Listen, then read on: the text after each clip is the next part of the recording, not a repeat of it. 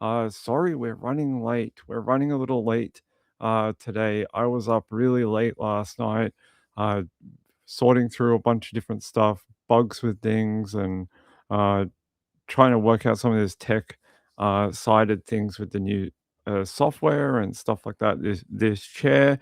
Now, some of you may notice that I'm still on my old gray chair, and you might be like, "Ping, why are you still on the old gray chair when you said it hurt your back, you hate it, it was hurting your legs, and that you went out and bought a some other chair to make it better?" Huh. Do I have a story for you while we open up the show? Well, yes, when I hopped off the show yesterday, I was like, "Okay, I'm gonna dismantle this one and then build the new one because this one was gonna go out onto the lawn." Except when I was dismantling it, I noticed something and I was like, "That doesn't seem right." And I was like, "Wonder if I could fix it. I wonder if I could tinker with it and fix the chair." Well, I did. I fixed the chair, and the problem was something so dumb that you can all laugh at me for many years. When the chair was put together, one of the plates underneath was in the wrong spot, and it instead of tilting backwards, it was leaning forward, so that's what was causing all the pressure on my legs.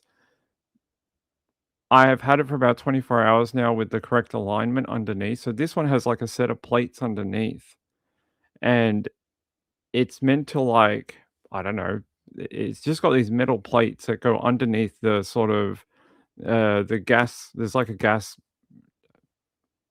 chamber thing that makes it go up and down. There's a set of plates on either side, and if you don't align them perfectly, it tilts forward instead of backwards, and it's a really dumb design. It should be just like sort of you bolt it in and it's done, but this one's got these metal plates that go underneath. I don't know what they're for. Um, so I noticed when I was pulling apart this chair that it wasn't sitting on the plates right, and I was like, I could have sworn when we built this they were.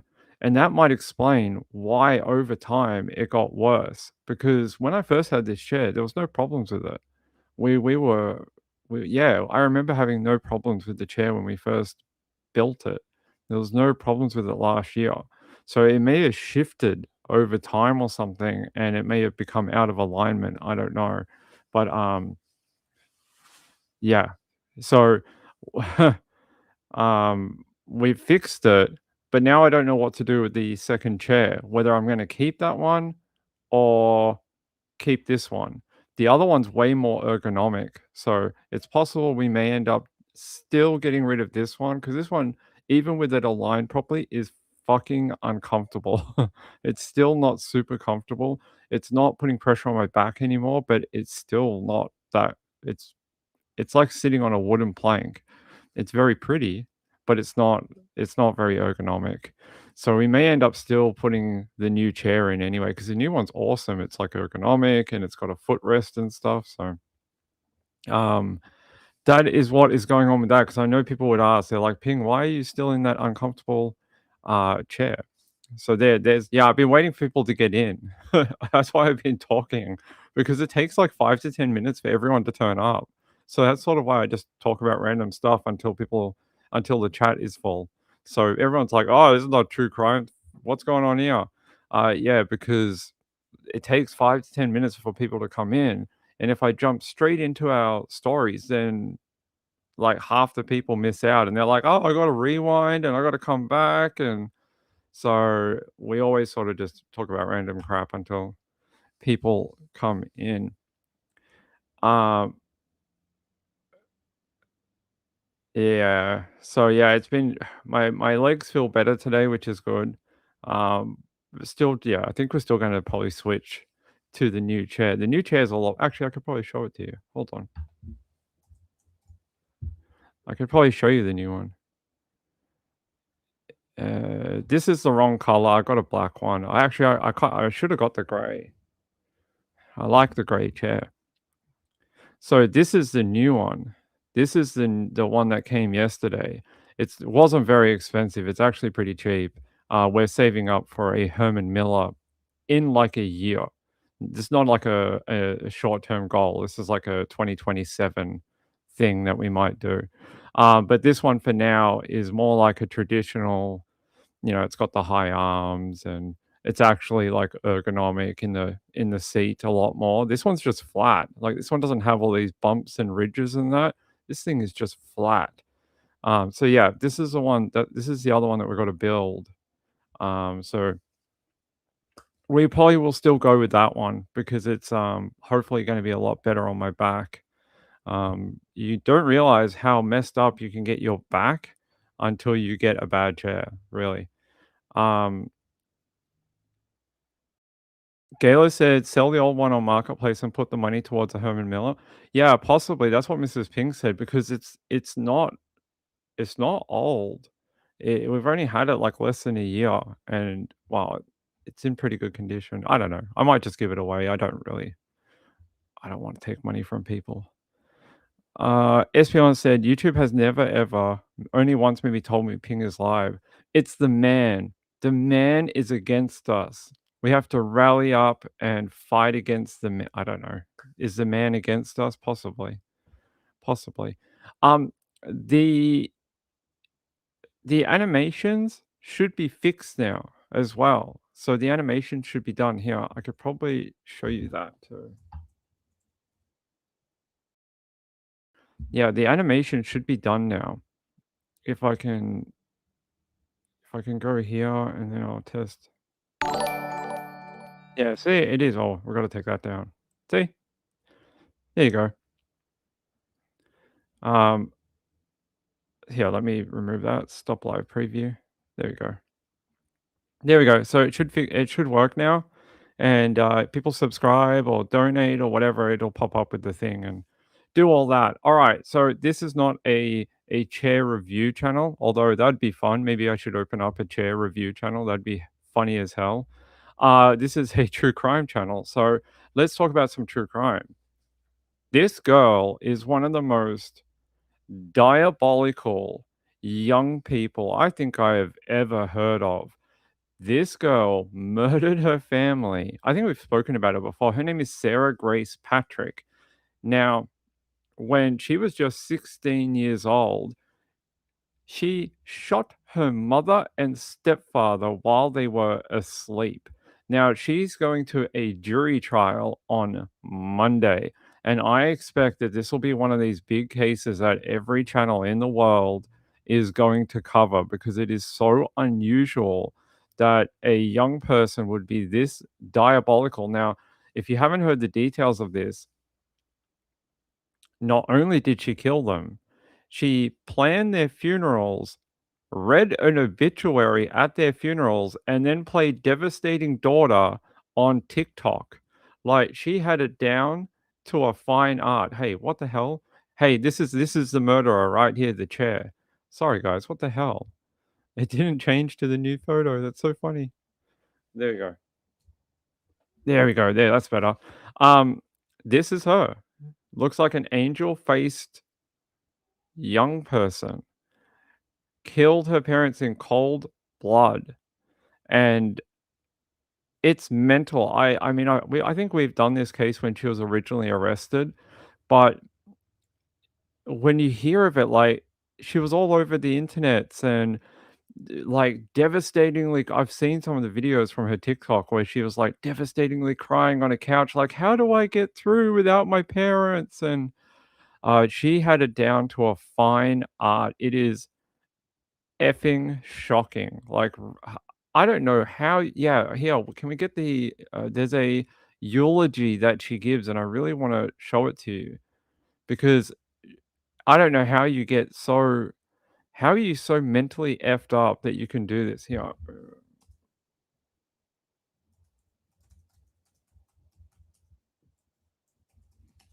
let me see if I can find the eulogy that she gave. If not, I'll have to use the other link, which is annoying. No, I'm gonna have to use this link. Annoying, but it's alright. Yeah. For those of you know me, my name is Sarah, and I'm Kristen Brock's daughter and James Brock's stepdaughter. This isn't easy, like, oh, Ben made you do this all the time, but I'm really happy I get to do this, but just bear with me because I stutter a lot. I just wanted to say goodbye to my mama and Jamie since we never got the chance to. I was so used to you guys always being here to the point that I never once thought to imagine y'all not being here. I didn't have a single clue how much I needed y'all until now. I know it's really quiet, I'm sorry. Um, yeah, this is brutal. The fact that she would act like it's how are you that how are you that disconnected from your own family that you could do that? So it's not like she did this and then she was caught. It took a while for the authorities to build evidence against her and actually arrest her. So she wasn't arrested until July of that year. They were found dead on February 20. So this is like multiple months that this girl's had to play devastated daughter, whether it is in the eulogy at a memorial service or she's on TikTok or whatever. Re effing ridiculous. Here, I just want to see if we can find this bit. Yeah. Um, no, I don't care about that.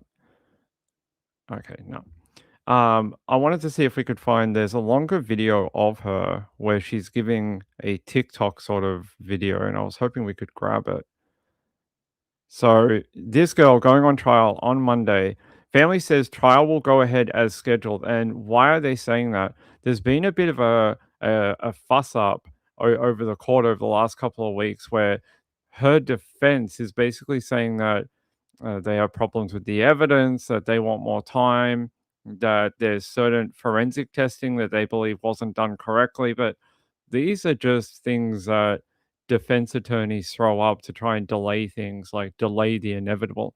But apparently, as far as I am aware, it is going ahead. And thank God, because she is diabolical.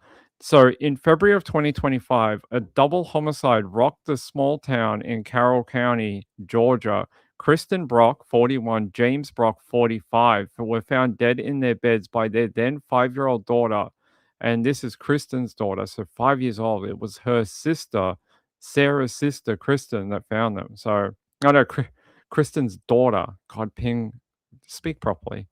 And they're saying that the daughter, 5 years old, how do they call 911? Called 911, investigators discovered the Brocks had been killed by apparent gunshot wounds. In the months that followed, investigators searched for the killer, and Brock's loved ones offered a $5,000 reward for any information leading to an arrest. Sarah Patrick, took to social media to pay tribute to her parents and ask for support. There would have been so many family members who rallied around this girl in after her parents were killed. "Oh my god, I can't believe what a poor girl." I can't imagine their shock and awe when they found out that it was her. This girl that they have brought into their homes in the face of a tragedy, and then she's the one that gets picked up, arrested. They have a mountain of evidence, digital evidence. It's crazy. They're saying by July, Patrick was arrested and accused of killing her mother and stepfather. Patrick now is 18 and is being tried as an adult on 8 charges, including felony murder, aggravated assault, and but the problem so far is that before this trial, we've only had small, tiny bits of public information come out. And it's because at one point they considered her a child.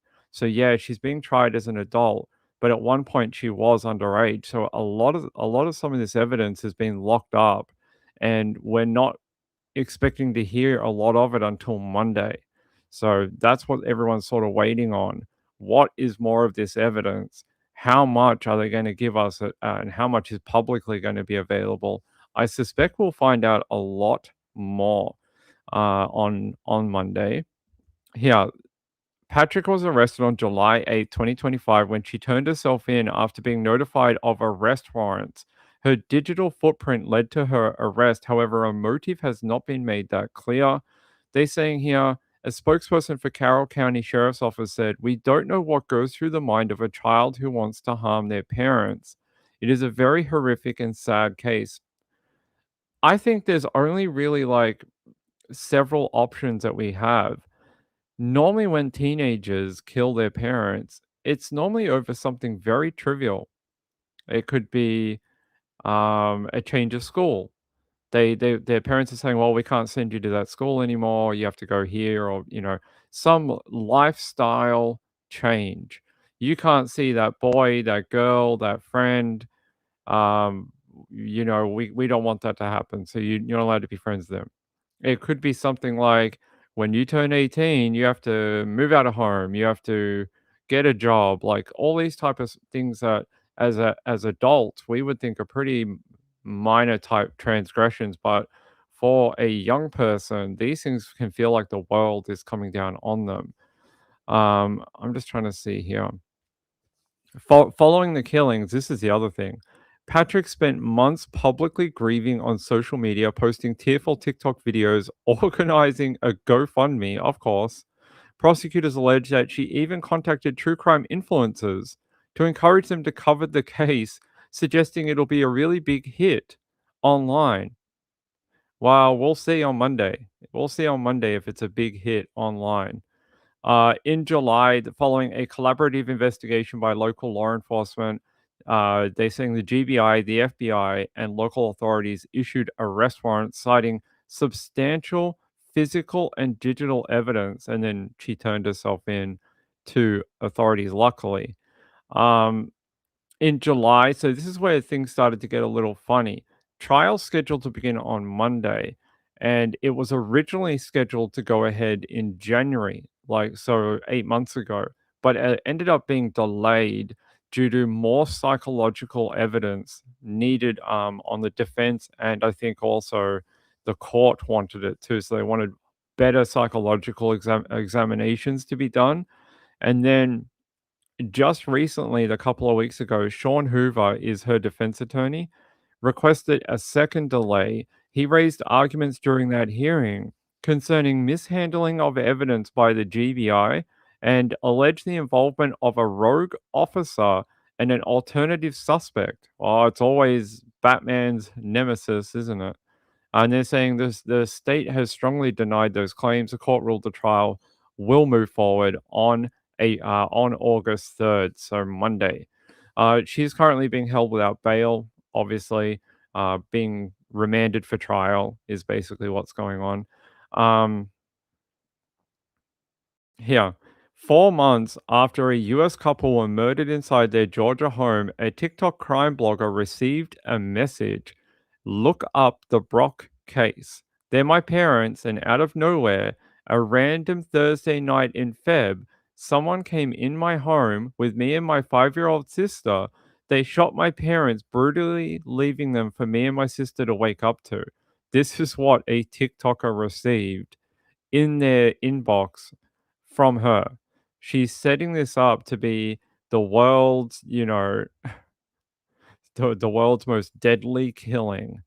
I think it's here's her. I can show you a photo of her in court if I can grab it. Back when her bond was denied, she was very upset when her bond was denied back a while ago. She was, I think she thought she was going to get out.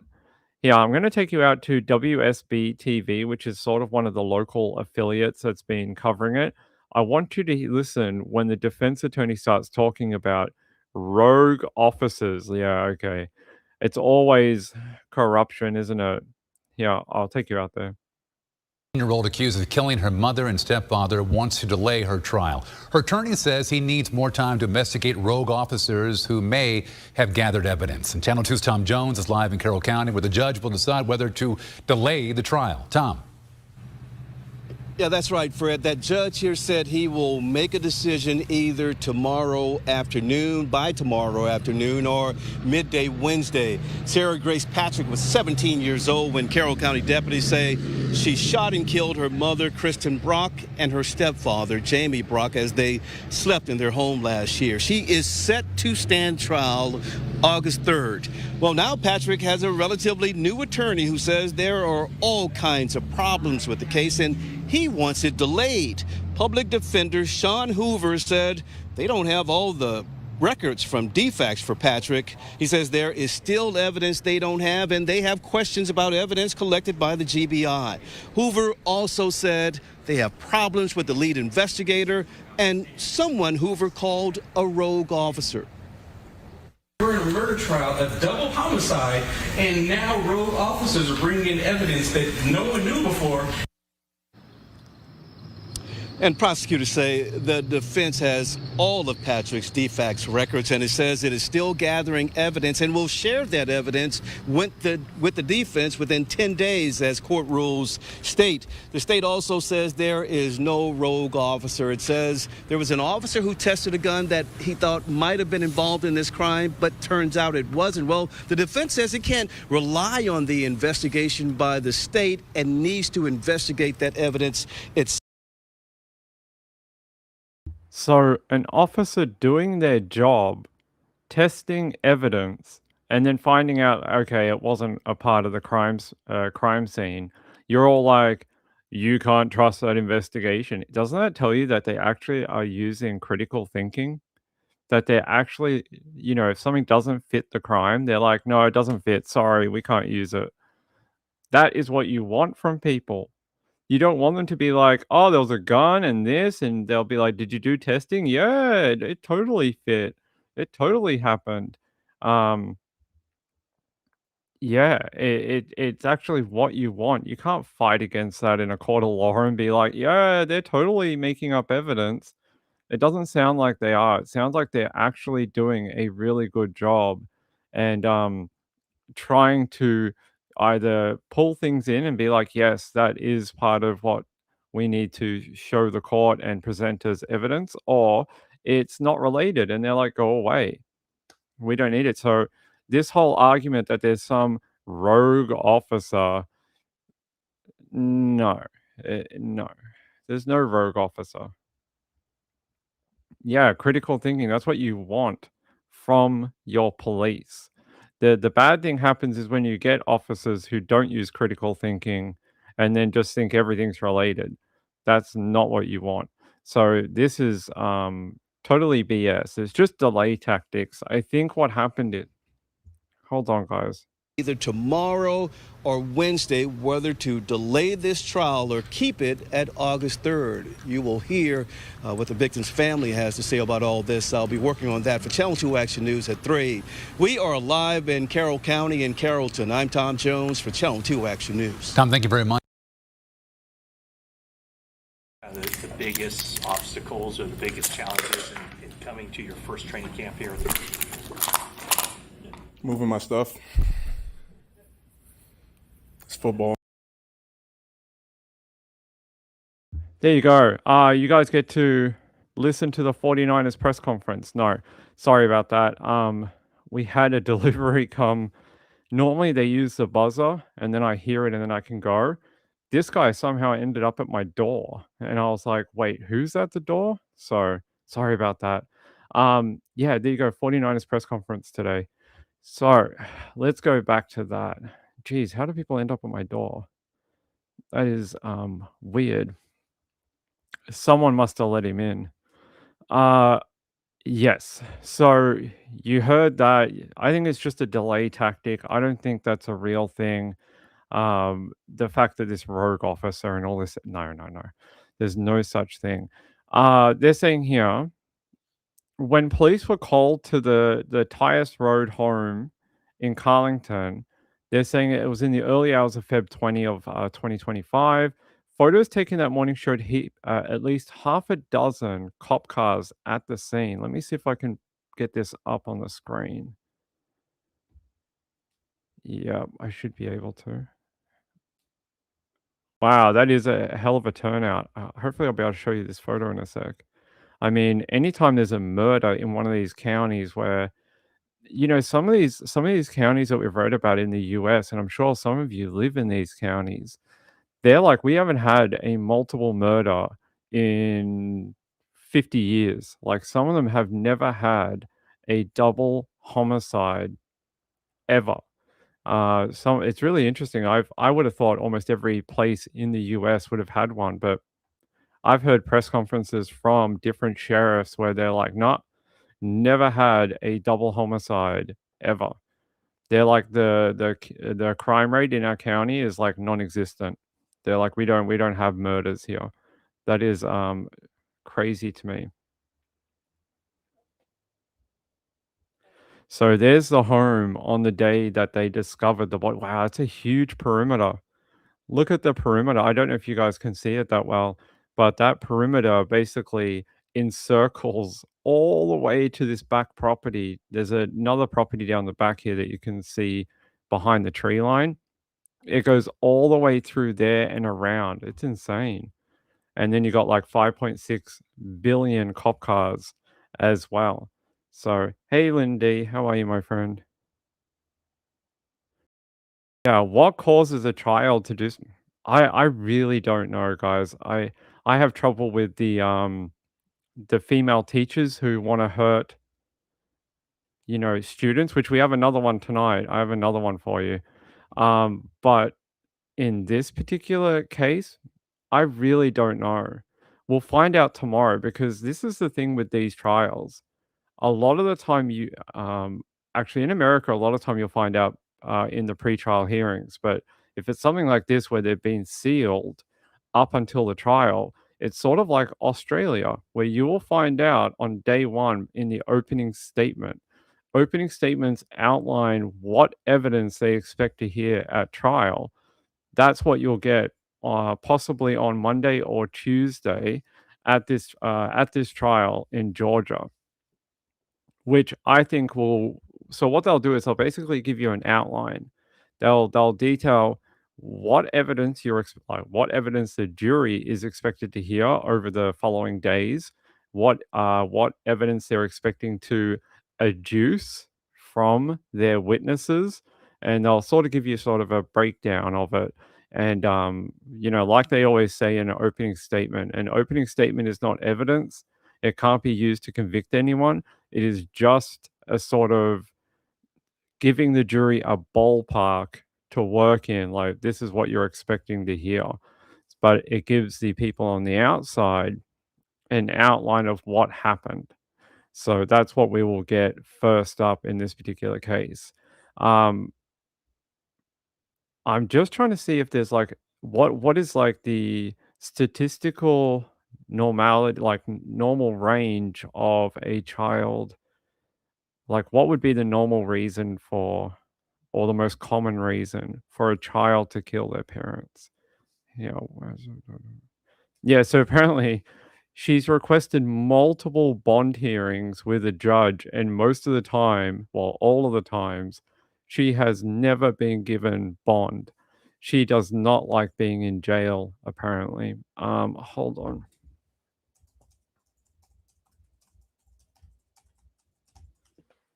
I just want to see like what's the statistical average, or like why would they kill their parents? Yeah.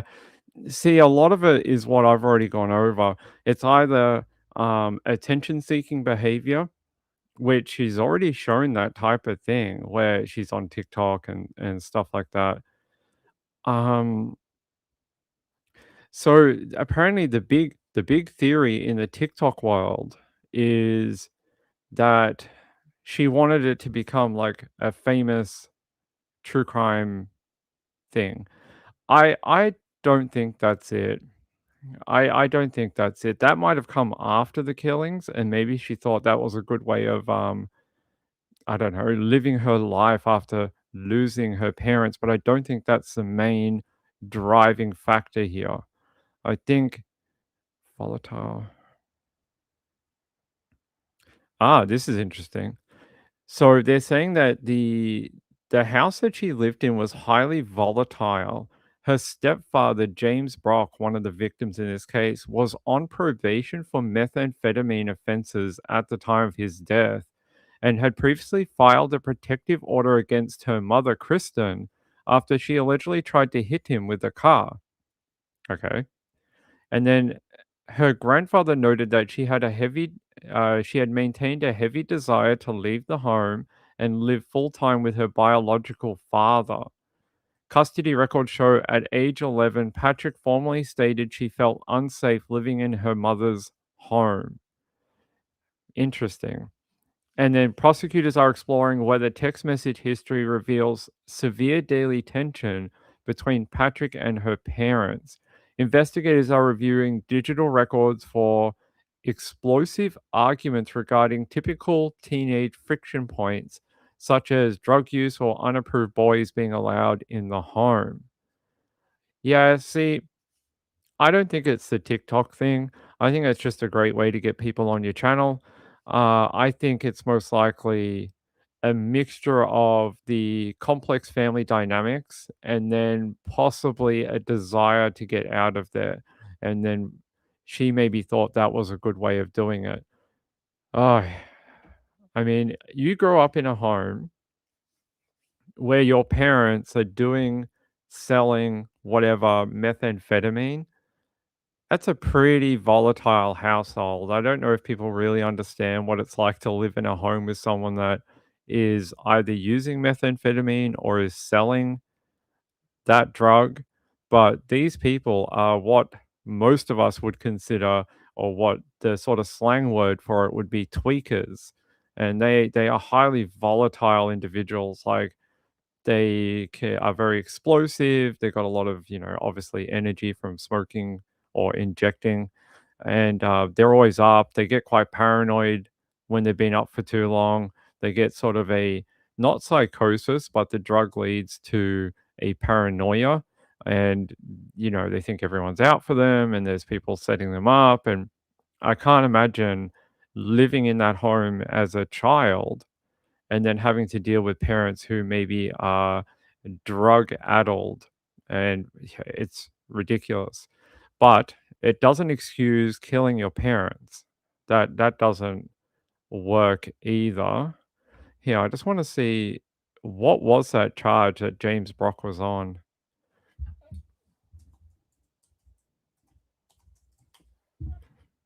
Oh, come on. Ay, ay, ay, come on.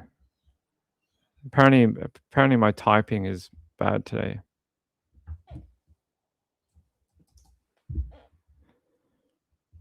Uh,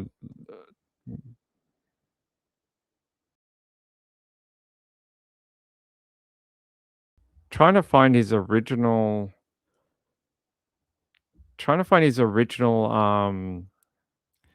like, charging documents. Hold on, because I wanna know when that was, for what, how much.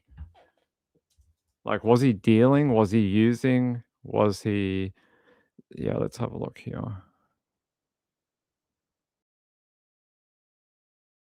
Yeah, okay. Ah, jeez. So here, Georgia court records say that he had a history of methamphetamine use, revealing he was on active probation for drug offenses involving that chemical at the time of his marriage and subsequent death. So this guy has been in that scene for a while. He's been dealing with that for a while.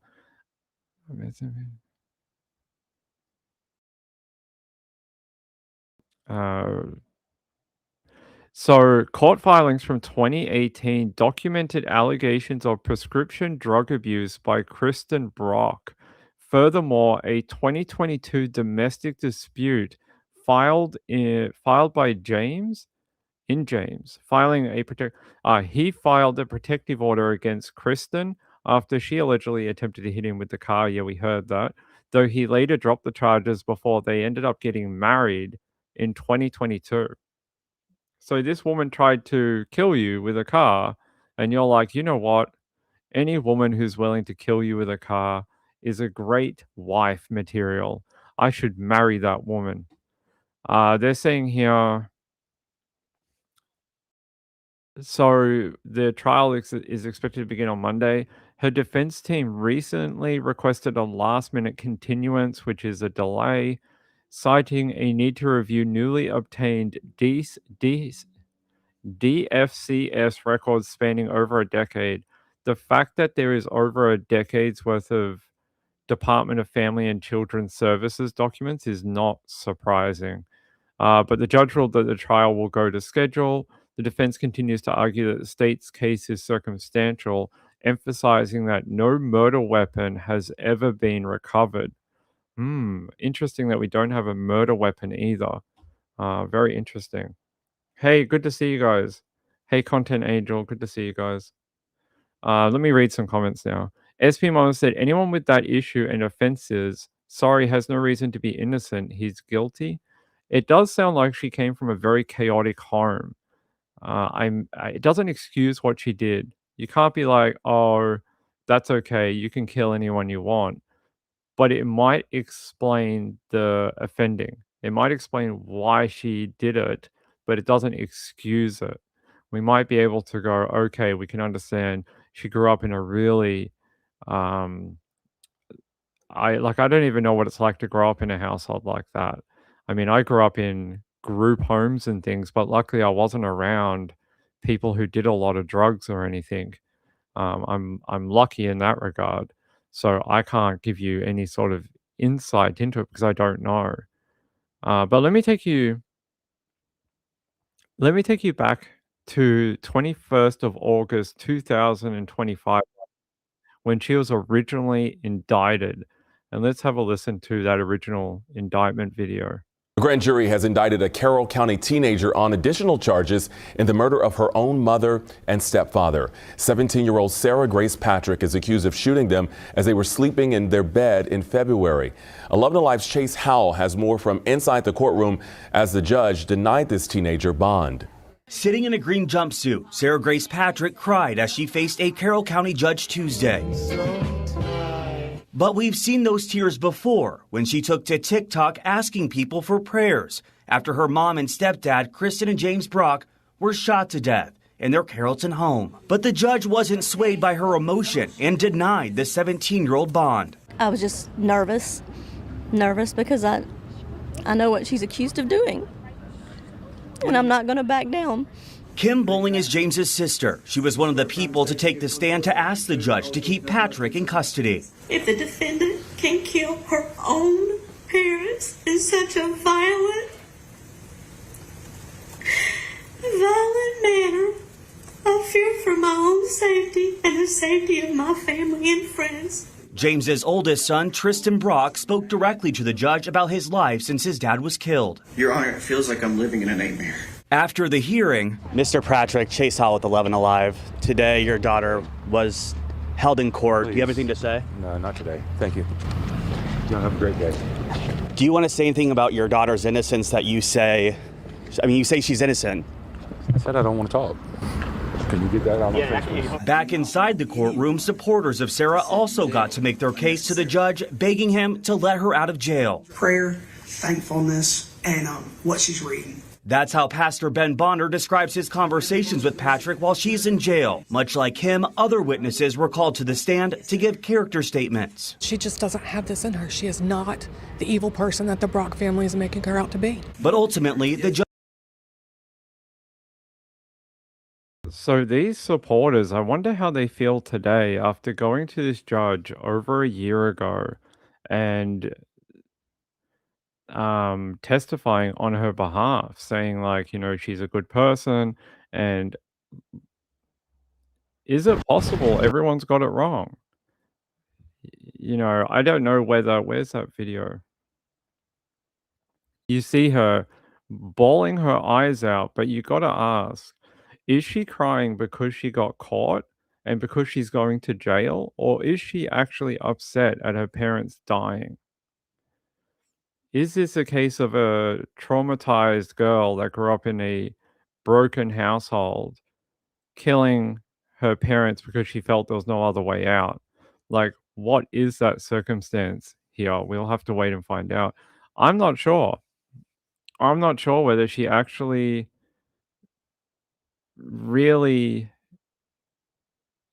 really means it, yeah, we're gonna have to wait. The fact that we just don't have a lot of that background evidence, some of the what do they call it? It's like offending after the crime, which they often use for like criminal conduct.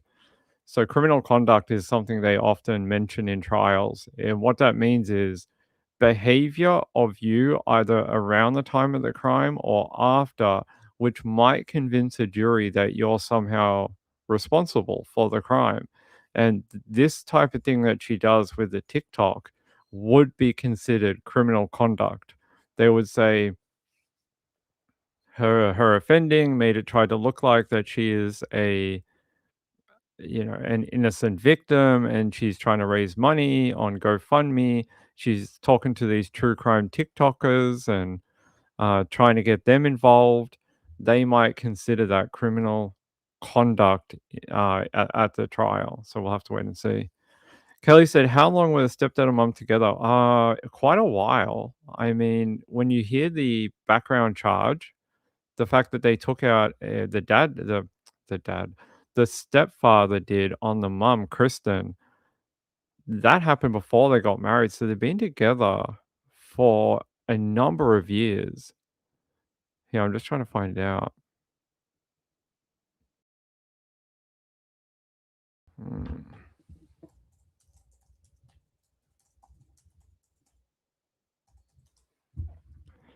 Let me try and figure it out.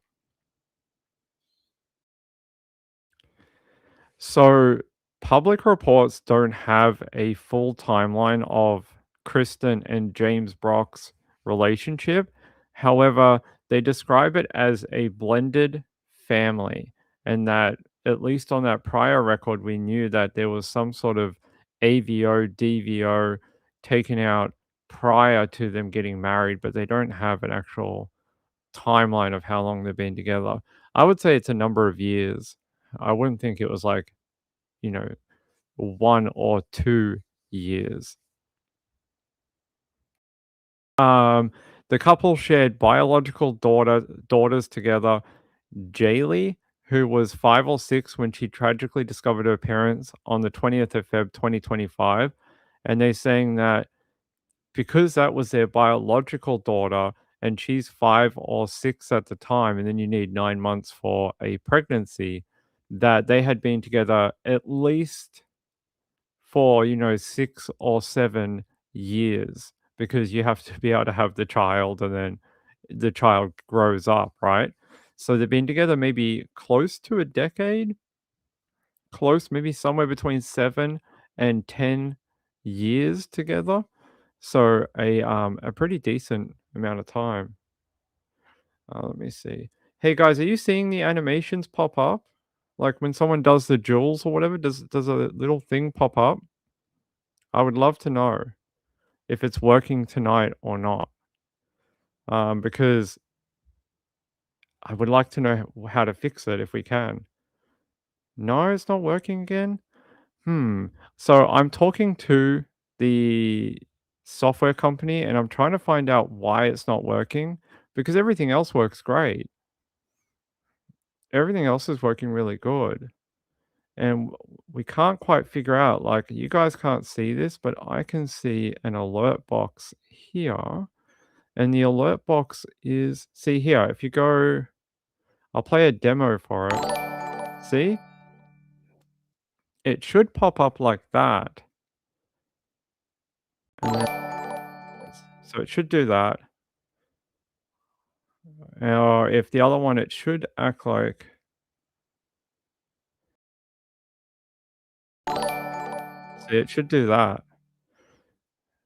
Can you guys even see that? I don't even know if you guys can see that while I'm in the settings for it, but it should look like that. I don't know why. We'll have to keep talking to the software people and find out why it's not working. Maybe only some come up. You might be right. Maybe only some come up. Yeah, you guys see that one? That's what it should look like. So we'll see. Maybe Woman of Steel said, I saw the animations last night. Okay. I never heard that magical sound. No, no, no, we're not on StreamYard anymore. Not on Hey, Robert, how are you?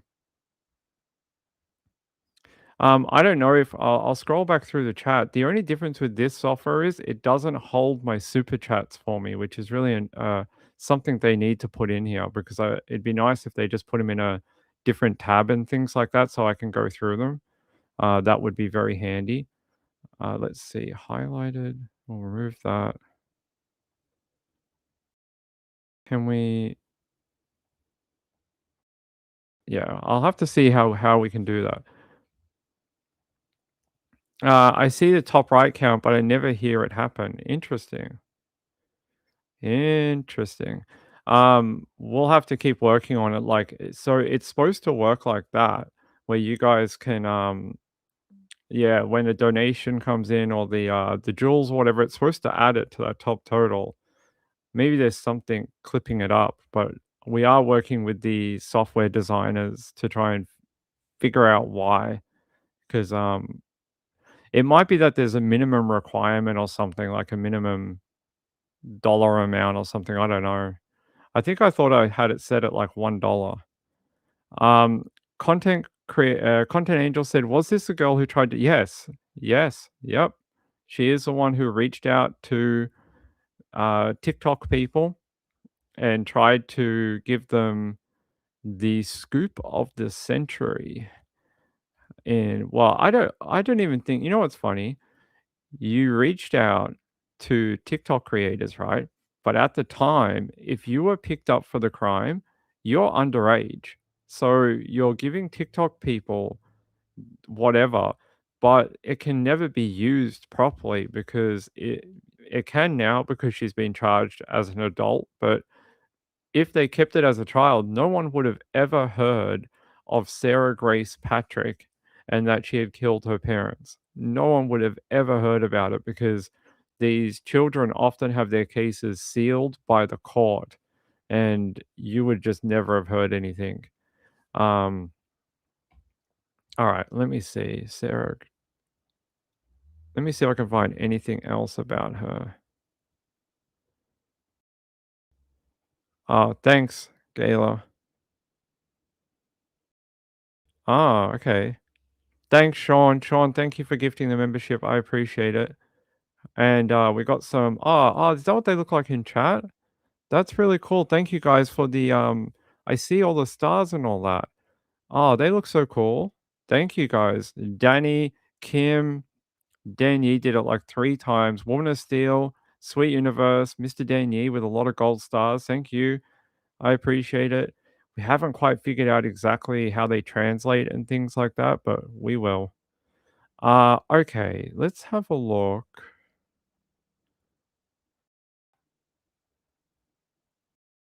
I want to find out if there's an indictment that we can have a look at. Prosecution rebuttal.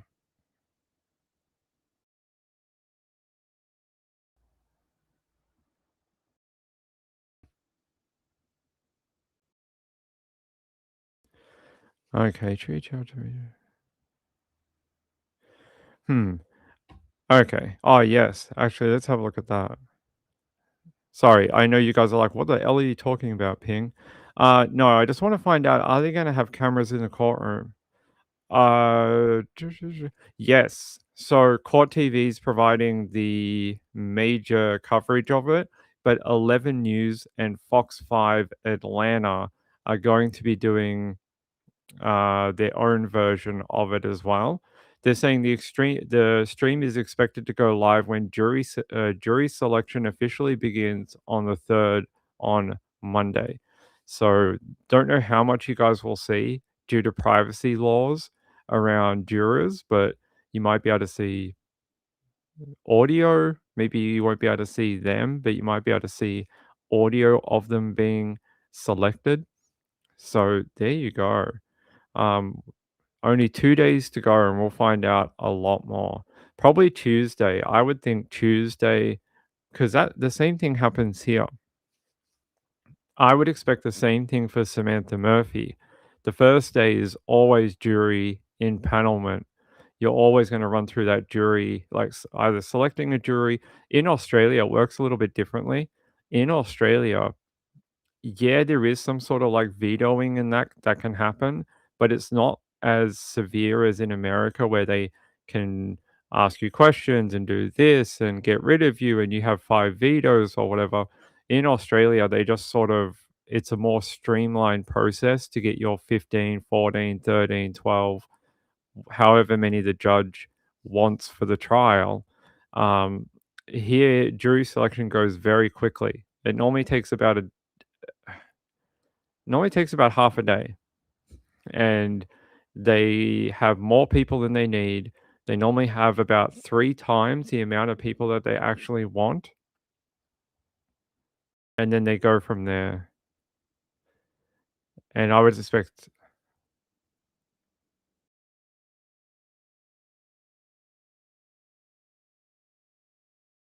alright. Once we go from there, it goes pretty quickly into opening statements, and I would expect the same here, except in America, the, um, the jury selection and impanelment can take about a day, sometimes 2 days, but I would expect maybe in this one it'll go pretty quick.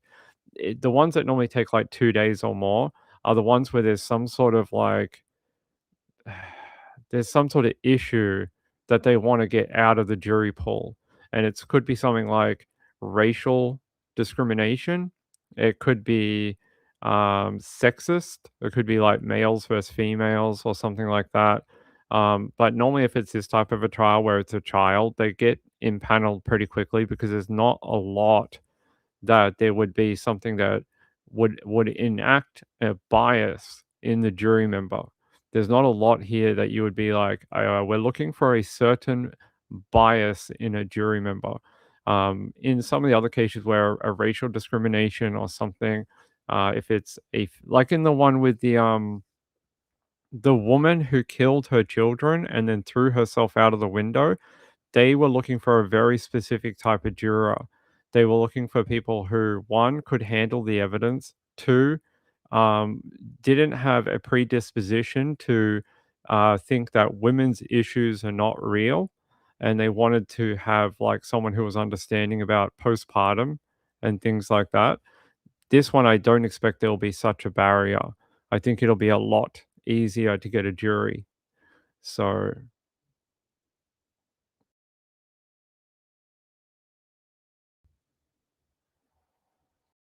jury instructions are boring too. As someone who sat through multiple jury instructions last year, multiple things where the judge was rattling off the closing address for like 4 days, I can tell you that I agree. You guys didn't see the final week or 2 of Aaron Patterson. It's one of the most repetitive, boring final 2 weeks of a trial I've ever been to, because they basically just replayed everything we just heard over 2.5 months, and they just kept going over it and over it and over it and over it for days. So the prosecution did it, then the defense did it, and then the judge did it, and all of them had multiple days of talking. It was really, really annoying. It was really, really freaking boring. We just wanted a verdict. We wanted a verdict. Sweetness said I could never be on a DV trial. Well, you'd be one of the people they'd get rid of. If you stood up in court and say, "Hey, I've been a victim of DV," bang, they'd just get rid of you. They would just ask you to. They'd say, "Thank you for your time. See you later." They want someone who's has no bias. They want someone who can do it on the evidence. Um, yeah, I would never qualify for a trial. I have too many opinions and issues and objections. I'm a nightmare for jury selection. Do you know the easiest way to get out of it is just stand up and say that you're biased. That's it. They go, can you be unbiased against women, children, knives, guns, Asian people, black people, whatever? And you just go, yeah, I'm biased. And they'll just go, bye, see ya. And then you'll get out of your I'm not advocating for anyone to get out of their jury selection. I think there's quite a lot of people in true crime that would like to do a jury selection, but, actually I've heard that people who are interested in true crime are often not selected for jury trials. That a lot of the times now they're actually looking for people to, if you say that you're interested in true crime in your questionnaire, a lot of the times you won't get picked anymore. Back in the day, it used to be the opposite. They actually wanted people who were interested in true crime because they thought, well, we have better deduction skills and reasoning and looking at the evidence. But apparently now they've gone the other way a lot of the times, and they don't want people who are interested in true crime. They want people who, um, they want people who are like a normal person. They want people from like a, they go to work every day, they have a 9 to 5, they don't have any predispositions, that type of thing. They don't want anyone that's specializing in like true crime or something like that.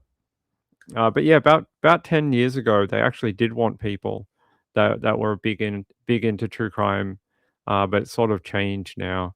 They don't want it. They think it might bring up issues too.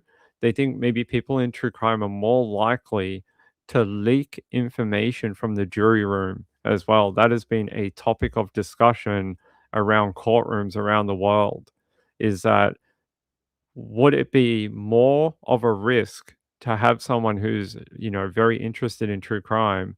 Would they leak information? Would they talk to the media during the trial? I'm sure they still get selected, but it is a thing they are contemplating now. Um, Sweenover said, "I've heard of almost every case." Yeah, you'd be a bad juror. Gayla said, "If they hurt animals, I would say death penalty, even to Gail would just write it, cross out like life in prison and put like death penalty. Just do that." All right, let's continue, guys. Hey, Monday, we'll have a look at this. Hopefully, we get some opening statements and then we can go from there together. I think that'll be very interesting. Actually, one last thing about Sarah Grace Patrick before we go. At that memorial service, this is what she said. "I just want to say goodbye. Since we never got the chance to, I was so used to you guys being here that I never once thought to imagine y'all not being here. I didn't have a single clue how much I needed y'all until now. For James, thank you for all the life lessons you taught me and for being the best bonus dad ever. And for my mother, everything we went through does not define what kind of person you were or what kind of mother you were." Is that kind of like a double-handed comment to her mum? "And for my mother, everything we went through does not define what kind of person you were or what kind of mother you were." That almost seems like I think that could almost be a negative in some ways. In the months following, yeah, don't worry. Her father told me what happened. So the kids didn't have any clothes since I was.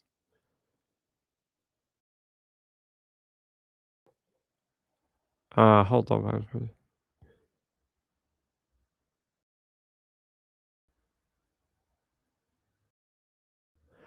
This is interesting.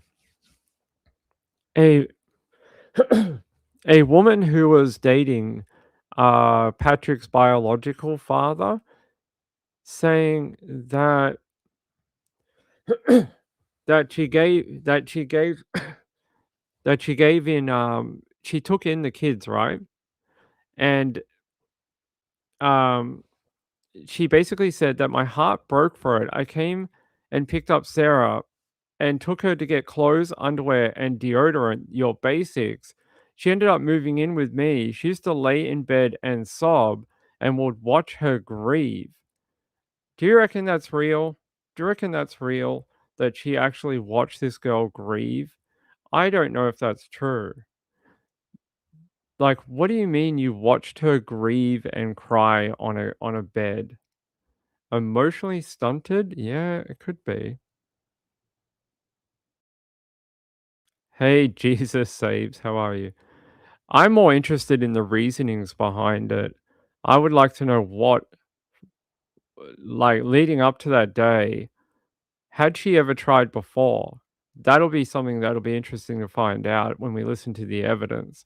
Do they have any evidence of her trying previously? because I fail to think that she would just go pick up a gun one day and go and shoot them. I wonder if she had tried something before, because it's very dramatic to go get a gun, even at that age, and go shoot your parents. I mean, we know it's happened before, but it's not normally female offenders. The people who pick up firearms normally as a teenager and go and kill their parents are males. So it's slightly unusual. Slightly unusual that um, a a female person would do it. Yeah, I'm just trying to see here. I want to go to Fox 5 Atlanta.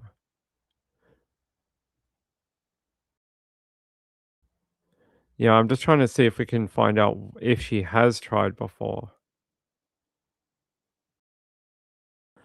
Don't know. Obviously, a lot of that information's being held for trial, but how was the judge told to repeat the question of chain of custody? Of course. So apparently they were questioning the chain of custody. They always do that. Tony argued the defense needs more time. Nope. Can't do that. Okay, no, we don't know. That'll be interesting. I hope we get that information on the first couple of days at trial, whether she had ever like in-depth planned. Was there any notes? Was there any diary entries, that type of thing, to say it was premeditated? And then the second thing was, had she tried before? Because normally when these children try and kill their parents, they've either dreamt about it, written about it, diaried about it, or tried previously, because the desire is so severe that they're like, I hate my parents. I want to kill them. And they sort of fantasize about it for a period of time. I just want to see if there is a prior attempt.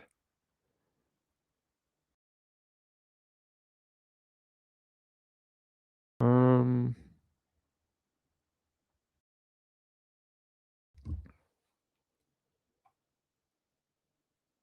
no, I don't see that. Yeah, no, not right now. Just no public record about it. But they call it malice murder, felony murder, and aggravated assault. So they must have something there. That malice murder normally means that there was like, it was done in such a sadistic way. It was yeah, like it was express or implied malice afterthought, such as a deliberate intent to kill or be extreme, reckless disregard for human life. And the way they explain this is, express malice is a clear, planned, or deliberate choice to end a person's life. Implied malice is no direct plan to kill, but an action shows an extreme or reckless disregard for human life, what they call an abandoned and malignant heart. So let's see, what did she get? Was hers express? Malice murder. Do we know the. Is it express? Let's see.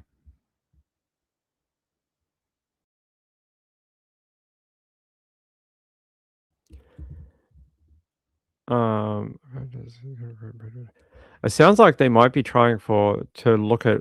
So under Georgia Code Section 16-5-1, murder requires a finding of malice afterthought, which prosecutors can satisfy either through the express or implied. So that is what they're going to have to look at, those two different meanings of it. So yeah, like we said, express malice exists where there is a deliberate intention to unlawfully take away the life of a human being. And then implied malice is the implied malice occurs when no considerable provocation appears, or when all circumstances of killing show an abandoned and malignant heart. And they're saying how it applies to this case. This is manifested by external circumstances capable of proof, such as planning, threats, or clear physical execution of an intent to kill. In Patrick's case, prosecutors allege express malice through physical act of shooting her mother and stepfather multiple times while they slept in their bed. Interesting. Interesting. That'll be interesting how they frame this. Does not need to choose under Georgia law, proving either type of malice is legally sufficient. Okay. Because she's facing the two different counts, the jury does not need to choose between express or implied intent. Under Georgia law, proving either type of malice is legally sufficient to secure a conviction for malice murder, which carries a potential life sentence in prison. There you go. So, yeah. Hey, Laurie, how are you, my friend? I can't see you in the chat. I sort of can.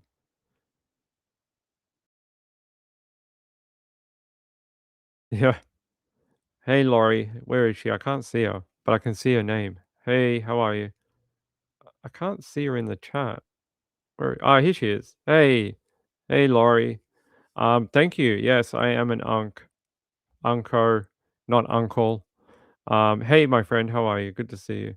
Good to have you here tonight. All right, let's continue.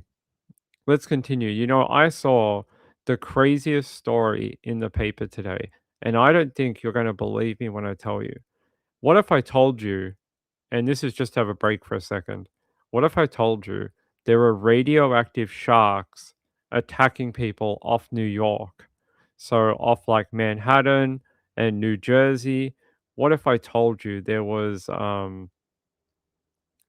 radioactive sharks hunting people and animals off the coast of New York?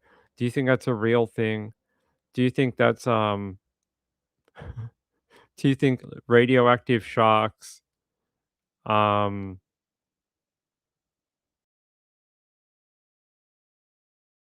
okay, that's a different story. Yeah, apparently on Shark Week on the Discovery Channel at the moment they're doing all the shark stories. There is a story that they are doing about radioactive sharks that could be attacking people. I don't know if I believe this. I don't know if there is such thing as radioactive sharks off New York. And their sort of evidence here is that they have seen sharks and bites into animals which are abnormally large. So there's a Godzilla shark swimming around off the shore of New York attacking people. It sounds like something made for a Sunday afternoon movie. Radioactive sharks off New York. It is the the Sunday afternoon theater. The radioactive the shark stalking New York. Here, I'll show it to you if I can find it. Hold on.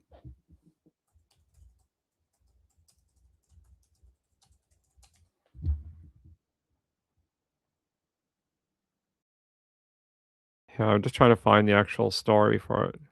Yeah, here. Monster Sharkzilla leaves trail of carnage off New York coast as scientists probe nuclear mutant theory. I think they've been watching too much Spider-Man. I think they've been watching too much Spider-Man Brand New Day.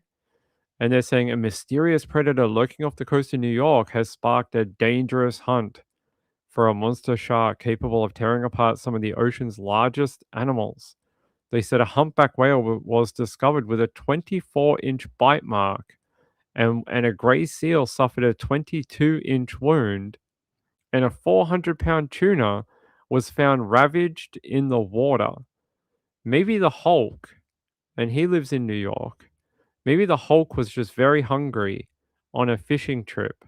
Since we're talking about fantasy words, maybe that is what is going on. So this is what they used as their evidence. They said off the coast of Montauk, which we all know what this is right where Rex Human dumped his victims, right here. This is the peninsula right there. They are saying there is a deep trench that runs all the way to New York, and this is where the killer animals, the giant radioactive sharks, are hiding and attacking people in this giant trench that runs all the way to the coastline. And they are saying the radioactive sharks come from there. Sharknado, that's what's gonna come next to New York, a Sharknado. That's what it is. Doesn't that mean they're just getting bigger? Apparently, that's what they're saying. I mean, radioactive sharks of doom. Toxic Avenger shark? Yeah, that's what it is. He's gonna have a mop, and he's gonna beat people to death.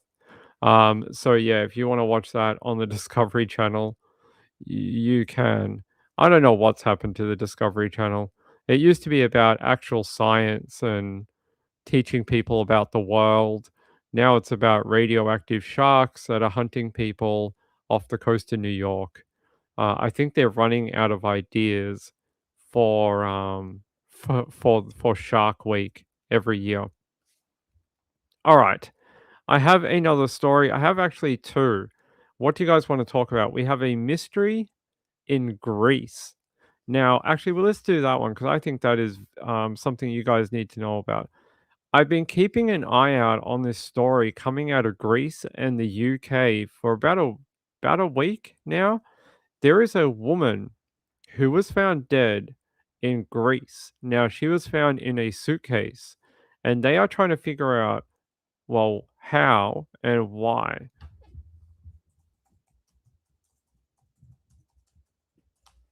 Yeah, let me so she is a Scottish woman, and I'm not going to be able to pronounce any of the town names that she might be from. But I'll show you her photo. She seems like a nice lady. Seems like a typical, woman. Here's her photo. Now, she's 38 years old, was found inside of a suitcase in Greece 2 weeks after she arrived in the country. Her name is Elizabeth Jane Ross, and she was found in Athens. Now, who would have wanted to put her in a suitcase and kill her?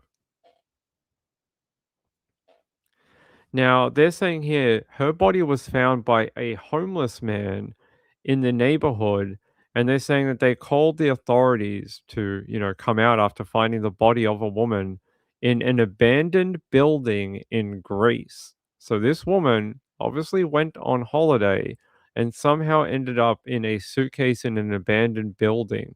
It sounds like the stuff out of like some horror film. How does that work? They're saying the remains were discovered after the homeless man noticed a human leg protruding from the suitcase. And they're saying authorities ended up cordoning off the building and a forensic pathologist examined the body. Officials believe Ross had arrived in Greece from the US and had traveled via Cyprus on June 29.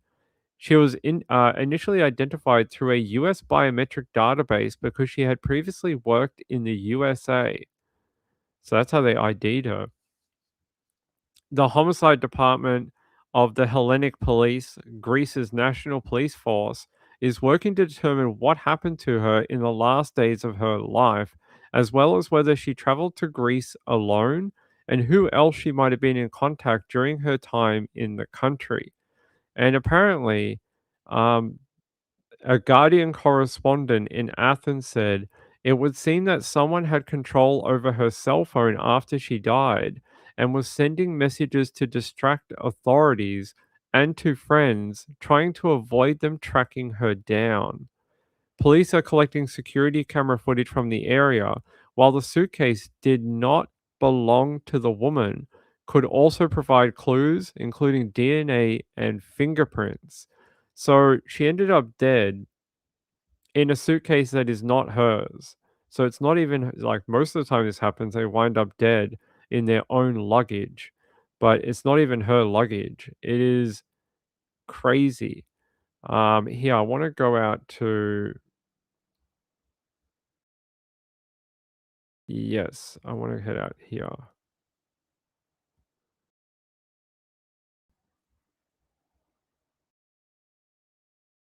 STV. So I'm trying to head out to STV News on YouTube, and I'll play this for you. Hold on, STV.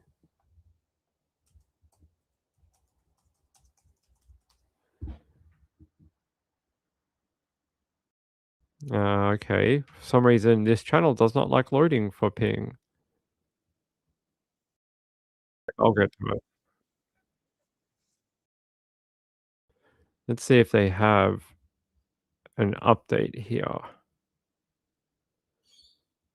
Sorry, guys. Some of the news out of like Scotland and Glasgow is like hard for me to find in Australia sometimes, even though I love doing stories out there with you guys. There was also a woman guilty of killing her baby daughter with a hairdryer.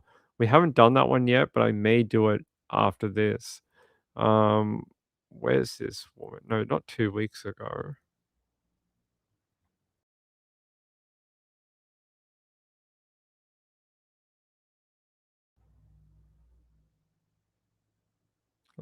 They don't have a video of it. Weird. They advertise that they got a 2-minute video, and then when I go to it, it's not there.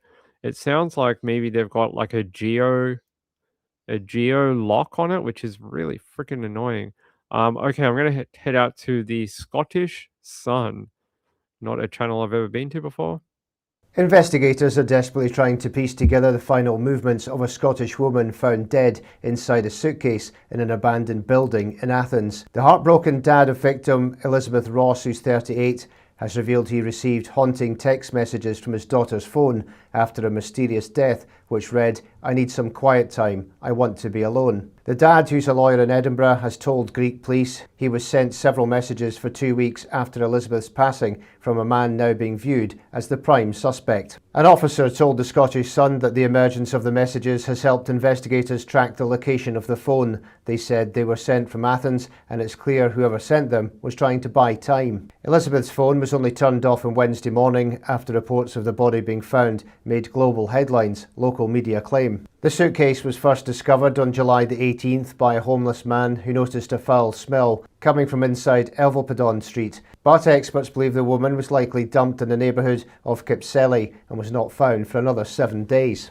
After speaking to the victim's dad, Greek officials then learned that from July the 15th to the 29th, several messages had been sent to Elizabeth's relatives pretending to be the Scottish woman. Another police source revealed her last message sent to a friend stated, "I need some quiet time. I want to be alone." Police have managed to piece together several key dates regarding Elizabeth's disappearance and tragic end to help with the case. She arrived in Greece on the 29th of June after flying out from Edinburgh, according to the Hellenic police. Officers from Greece's main federal law enforcement agency said they are looking into the possibility of whether she was accompanied by another person or if someone was waiting for her at the airport. Elizabeth is believed to have stayed at a friend's house in Attica before leaving on the 15th. Yeah, this is something I read about this case the other day too. She stayed with friends, right? But what happened afterwards was she told the friends that she had to go and meet someone, but didn't tell them who. And the friends don't understand why either because they're like, yeah, she could have stayed with us. We weren't kicking her out. She was quite welcome to continue staying over here and hanging out. And like, we were happy to have her, but she was very adamant to go. And she said, "No, no, no, I have to go. I have to go and go somewhere else." Like she didn't even really tell them where she was going, and they thought that was very odd. They didn't really get why. Warner Steele said she could have saved her daughter by taking it to. Oh, that's the other one. That's the hairdresser one. Hey, Andrew, how are you? Good to see you. The smell must have been bad if a homeless man noticed. Well, it was in an abandoned building, so there's no one in there. I doubt anyone would have noticed the smell because there's no one there. So people are trying to figure out who could have done this and why. This woman had only been in the country for a few days, so she flew from Edinburgh to Greece in late June. She originally stayed with Greek friends in Western Athens. She went missing on the 15th of July after stating she was going to meet American friends. Forensic pathologists estimate she died between 5 and 7 days before her body was found. Detectives have been heavily focusing on her mobile phone and social media activity. Signals and messages were sent from the phone, and her Facebook profile was updated after her death. They're saying Investigators believe the killer or killers used her phone intentionally to stall the search and mislead investigators. Greek police are actively trying to trace and identify who these American friends might be and who she was trying to meet up with after leaving her Greek friends that day. So they don't even know if these American friends are real or not. They don't know if this is a fake excuse for her to go. And so far, they've not been able to track down anyone. No one of American friends. They don't yeah, like I said, they're not even sure if it's real. Like, her friends don't think it's her friends think it might be fake. They're saying that it's possible she may have been having a mental health breakdown at the time and maybe wanted time away from the friend group and maybe use the whole, um, "I have to meet up with American friends" as an excuse to sort of be on her own, not meeting up with anyone. Hey, thank you, my friends. I don't know how these work, but I appreciate it. They don't tell me.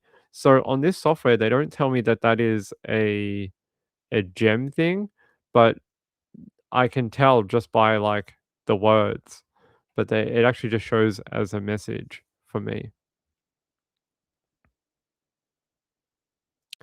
Content Angel said, I can now see pop-up messages atop the chat announcing gifts. Oh, that's pretty cool. Thank you. I wish I could see it. Sweet Universe said gold coin. Thank you, my friend. I appreciate it. Wintersoul said, or it was a guy. Would you fly to Greece to meet I guess if she worked in the US, maybe she had an American lover, and then they're like, well, don't come all the way to Edinburgh. I'll meet you in Greece. Like it's like halfway between America and the UK. Maybe no, that doesn't work. If you're in the US, you could fly to Edinburgh in like 4 hours. But to fly to Greece, it's like a what, a 10-hour flight? That doesn't make any sense. I would have thought you'd just meet in the USA or meet in the UK. Why would you want to meet in Athens? Odd. It is really odd. I'm just gonna try to see if we can find out who these American friends might have been. So The Guardian put up a new article on this today.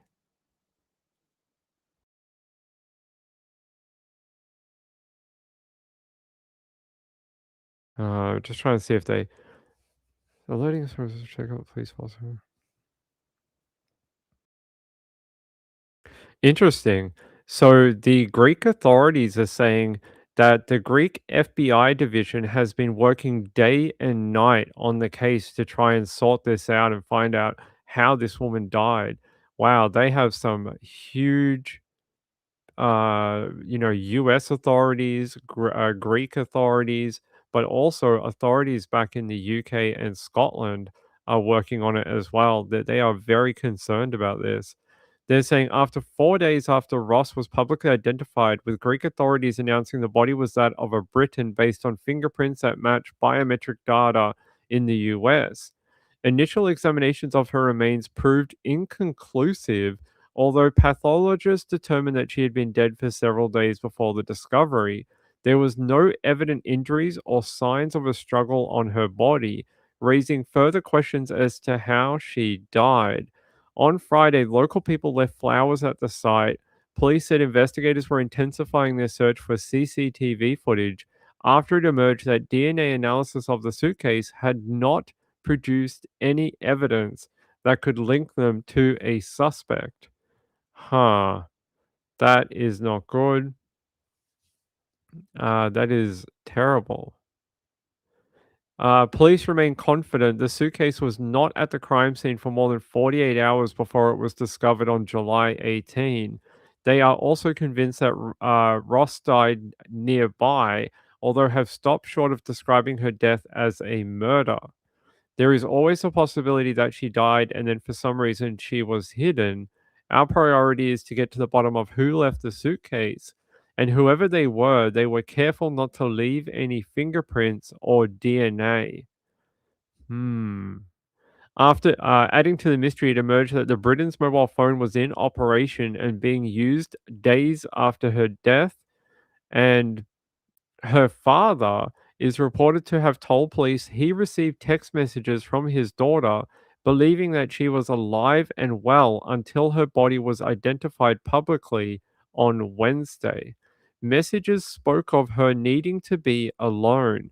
Authorities who have not yet retrieved the device believe they were deliberately sent so that she would not be declared missing and to buy time.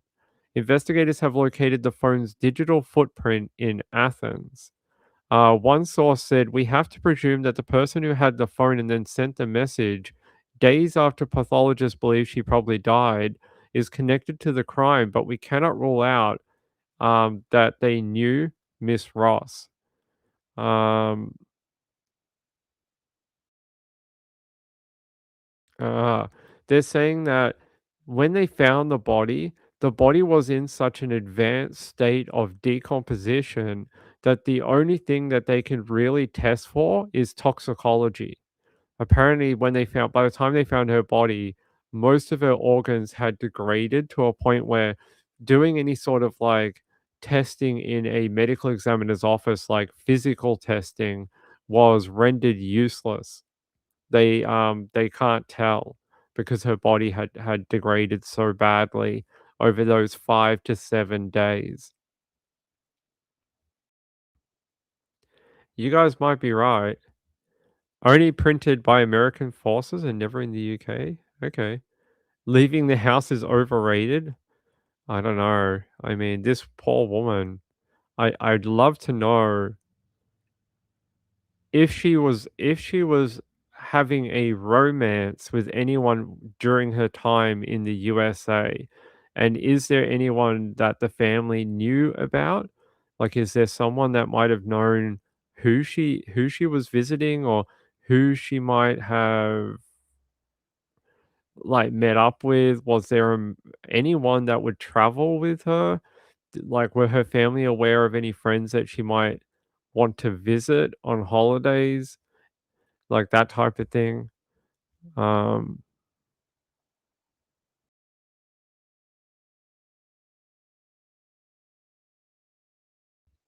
yeah, it's a very strange case, and there's not a lot of media coverage of it. But in my opinion, if a Scottish woman is found dead in Greece, we should all be paying attention to it because this woman had only been in the country for a few days.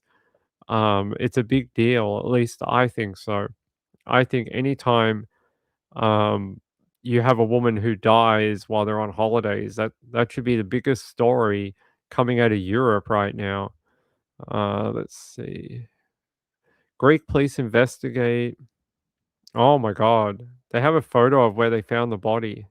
Here, I'm gonna show it to you. Can we get that? Yep, here we go. This is the abandoned building where they found, I don't think it's that suitcase on the ground, but this is where they found that abandoned suitcase with her body in it. This is a very derelict site. It looks like there may have been homeless people sleeping in here. They made like a little home in that corner.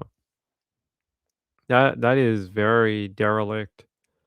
What an awful place for your body to be found in there. Horrible. Yes, 38 years old. Yep.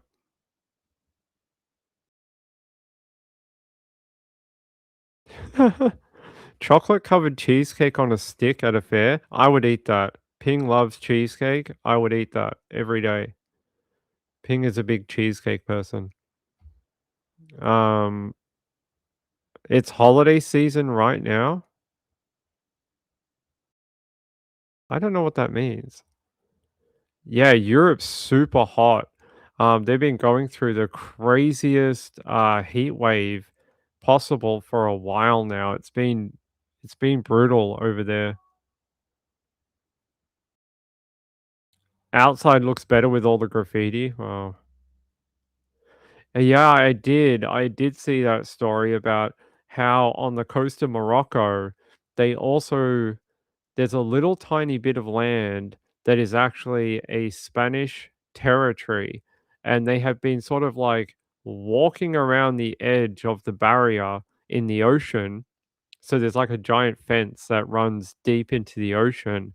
They have been swimming around the barricade and coming back in to get onto Spanish territory, and there's been like thousands. It's like I don't want to use the word plague, but it's like a war, like a human tsunami of people are trying to get to the EU, and they figured out that this little tiny bit of territory would give them access to the EU.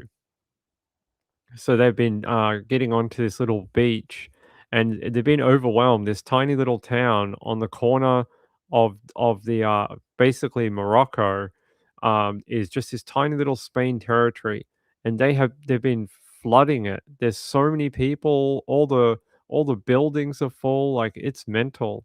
It's really bad. Yeah, it's frightening for the locals. Yeah. Hold on.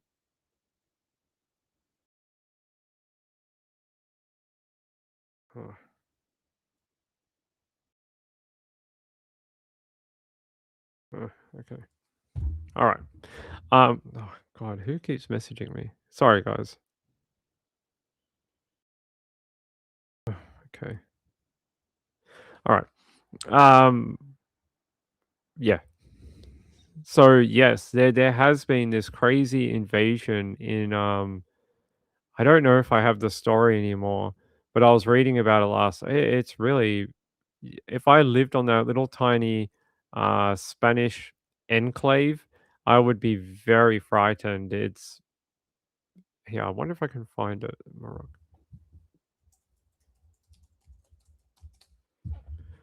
Yeah, let's have a look. Yeah, here you go. This should give you an idea. This is what it looks like when they're trying to get around that fence into Spain.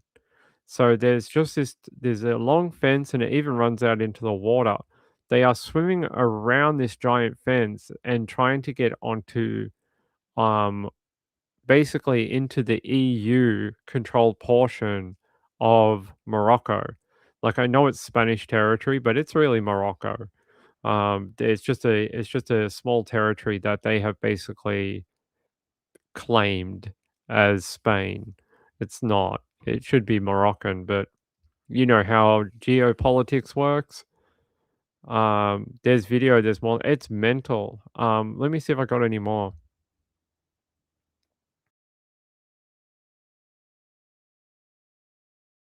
Like they are just coming from everywhere.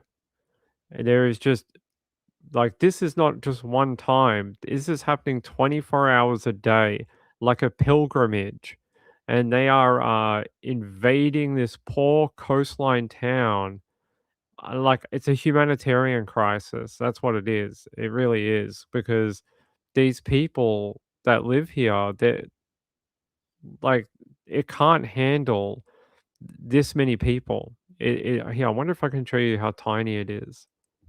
Yeah, here we go.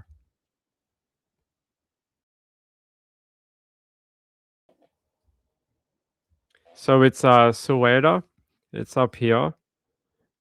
So this is the Strait of Gibraltar right here. This is Spain. Like this is Gibraltar. This is Spain. This is the mainland here. This is Morocco. This tiny little bit of land here is owned by Spain and is technically EU property. So if you can get from Morocco and somehow get yourself onto EU land here, you no longer become a Moroccan problem. You become a Spanish EU problem, and you become a refugee. So what they're hoping for is that if they flood this place enough, that the EU will take them to the mainland. and then you're home free. You're now no longer in Morocco, where there is terrible poverty. There's a lot of people who can't find work, can't eat, all those type of things. Now you get to the EU and your economic prospects go through the roof, sort of like in America with the Mexican border. Very similar. Hey, Lisa. Um, see how many other people are affected. I don't understand what you mean. Oh, how many total? I'm not sure what the towns. Here, I'm not sure how many people. It's 48,000 migrants have hit that little island. I don't know how many people actually live in that autonomous area. Hold on, let me see what their population is. Their total population is 83,567. So you're having almost 50% of your population appear overnight. So your population has swelled by 50,000 people overnight. So you're only 83,000 total, and you've had almost 50,000 people show up. It is really bizarre. I mean, I get it. I get Morocco is really messed up right now. Morocco is just really going through a hard time. It's basically collapsed. Morocco has collapsed. There is no economic viability in Morocco anymore. Used to be about 20 years ago, Morocco had sort of like a increase. They started to become sort of trendy, and they sort of became like a cool place to go in. They had a lot of tourism. So the economic viability of the area started to go up.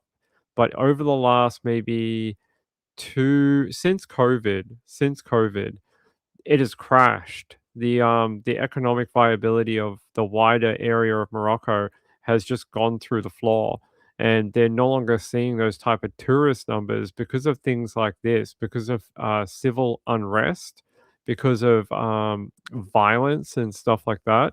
There is less and less people traveling out to Morocco anymore. Used to be a lot better, but not anymore. About 10, 15 years ago, it became really trendy to go to Morocco. Um, Not anymore.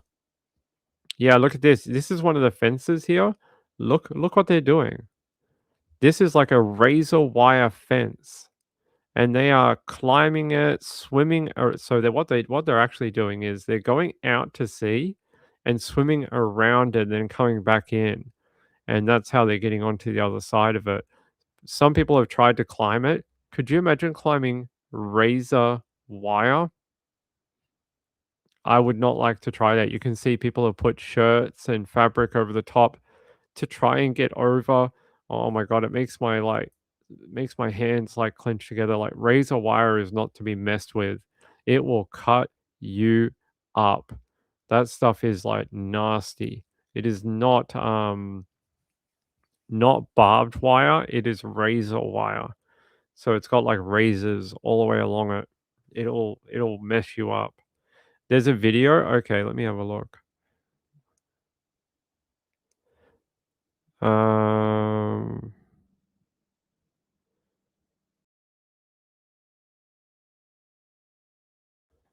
Let me take you out to the BBC.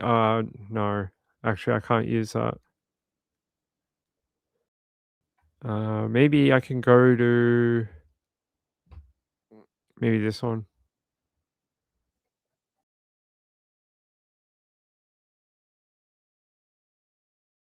Yeah, here, I'll take you out to this one.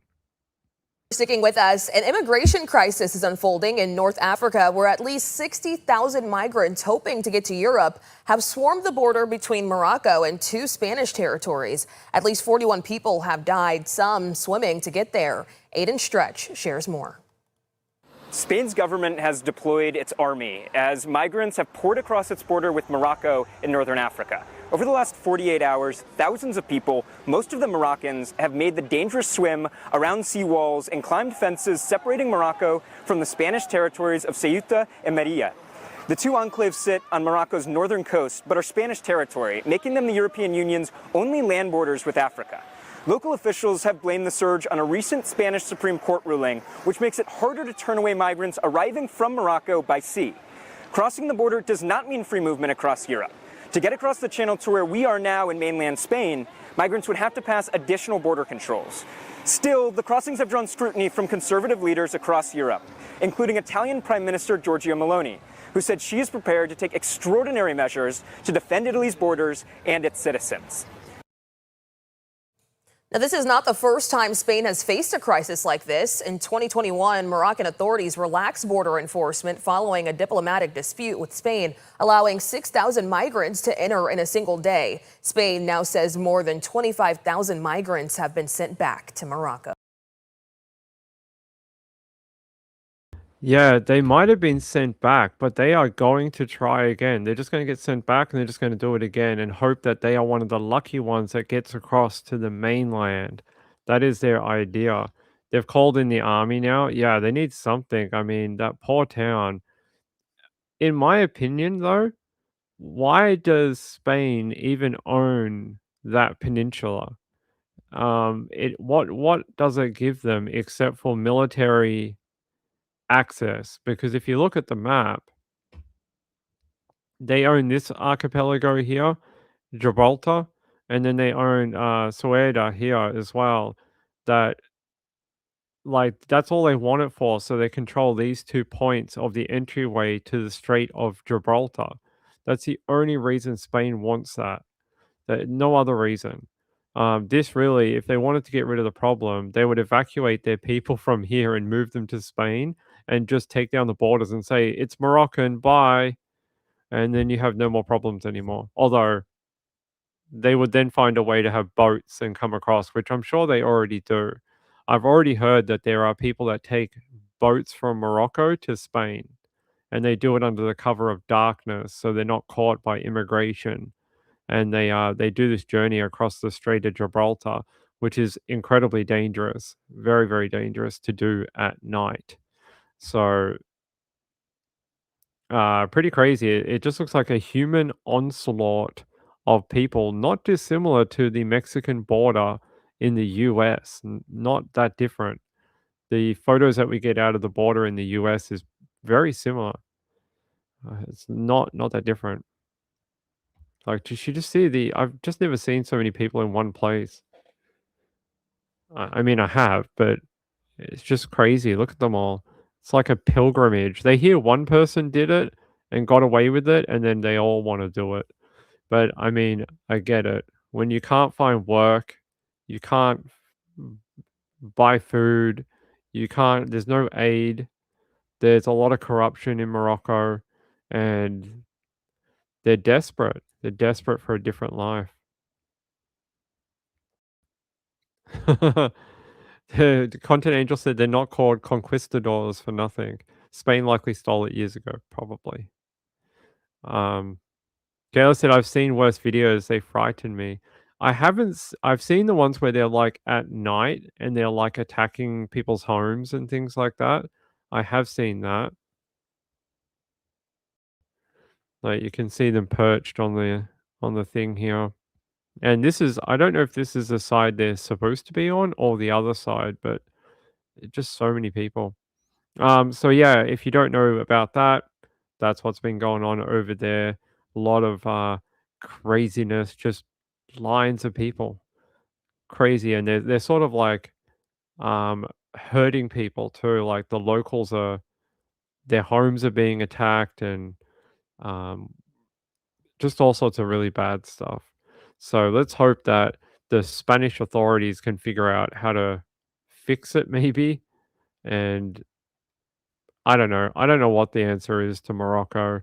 They're just going to have to figure it out as a country and try and turn around their economic instability and try and find a way forward. See, there you go. Although that looks to be on the opposite side because this is all in, I think it's, is it not sure if that's, Turkish or African, not sure, but, could be Hebrew as well, not sure, but, there you go. Look at all the people, like, trying to get through the gates and that. So, yeah, crazy stuff going on around the world. Some have already have people over there. I'm sure they do. Hey, Robert, how are you? Good to see you. All right, what else do we have on our list for tonight? I've got other stories we can do. I know everyone always wants me to touch in on what's going on around the world. All right, I've got a couple of others. What time is it? Oh, we've been on for ages. That's okay. We can keep going. What else we got? Um, I always got. Okay. We could do this. I want to give you the. Oh, you probably already know this update, but why don't we talk about Nancy Guthrie for a minute? You guys all remember Nancy Guthrie, the woman who was kidnapped from her home, hasn't been seen since. Well, now we know the ransom notes. We know what they say. Now, I want to hear your opinion of this because I'm not so sure. I still think it's a scam. I'm still, in my opinion, I think this is not real. Okay, so the first letter says, "Hello, Savannah. We have your mother, Nancy. She is safe but scared. She will be held for ransom, and once payment is received, she will be released unharmed. We'll be holding her for a maximum of 7 days. You will need to send Bitcoin in the amount of 4 million USD before 5 p.m. on Thursday, the 5th. If payment is not received, the ransom will be increased to $6 million, which will need to be paid by 5 p.m. on Monday, the 9th. Once payment is received to the Bitcoin address below, she will be released within 12 hours of deposit to a safe drop off location back in Tucson. If payment is not received by the last deadline on Monday, the 9th at 5 p.m., she will be killed. Your mother is aware of this. Her life is in your hands. It is in the best interest of everyone to have this completed as soon as possible." And they go on to say, "You will not be able to contact me from here on out. There will be no negotiation. Do not play games. Law enforcement will not be able to help you." And then they say here, as a sort of proof of realism, she had a white smart watch on the floor of the foot of her bed, and the white floodlight in the backyard was destroyed. The white floodlight was public knowledge. I don't know about the smartwatch, although she was pictured wearing a smartwatch. So maybe they just guessed it.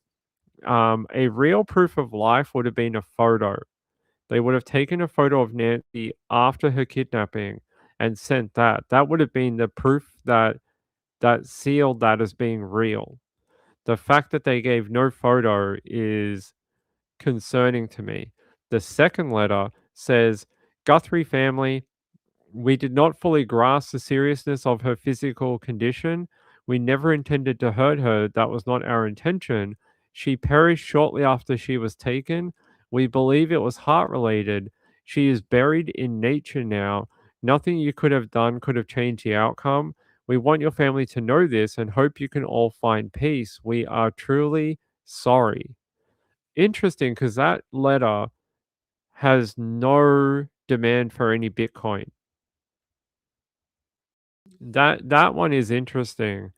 I am interested in that one. Why, if this is not real, would you do that? The first one, I just don't believe that first one is real. I just don't believe it. The fact that they're changing deadlines and there's 2 deadlines and it goes up by 2 million, no. I don't believe that one is real. I don't know about this second one, even though they reckon it came from the same person. Um, I don't know. I don't know. What do you guys think? Do you think either of these are real? There's the second letter for you. Do you think either of these letters are real? I would I would like to hear your opinion.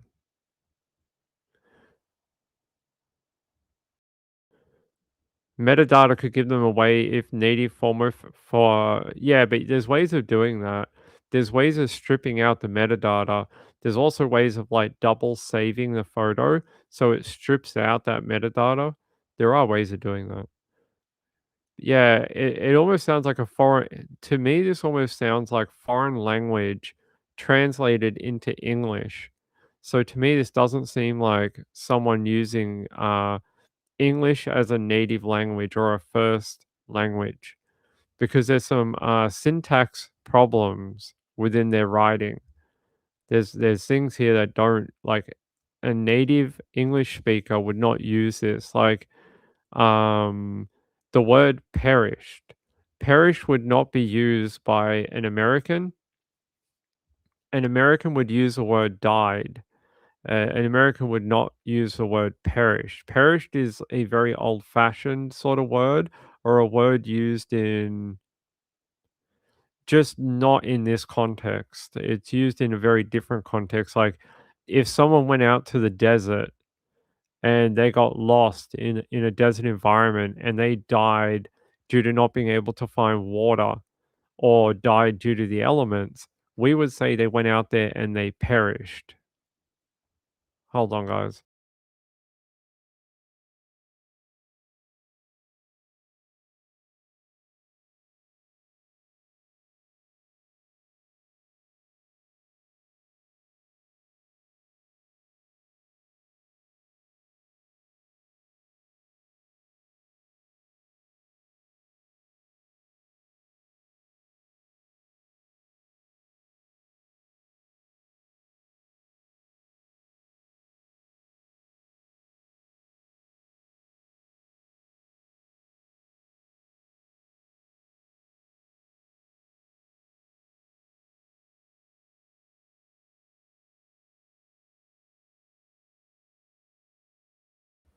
All right, sorry, I had to let Mrs. Ping in. She just came back from having her nails done.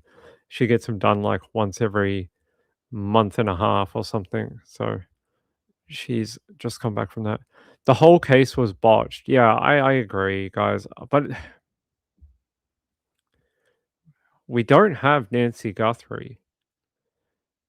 Why would you send a note with no demand for money? Is it just to get authorities off your back?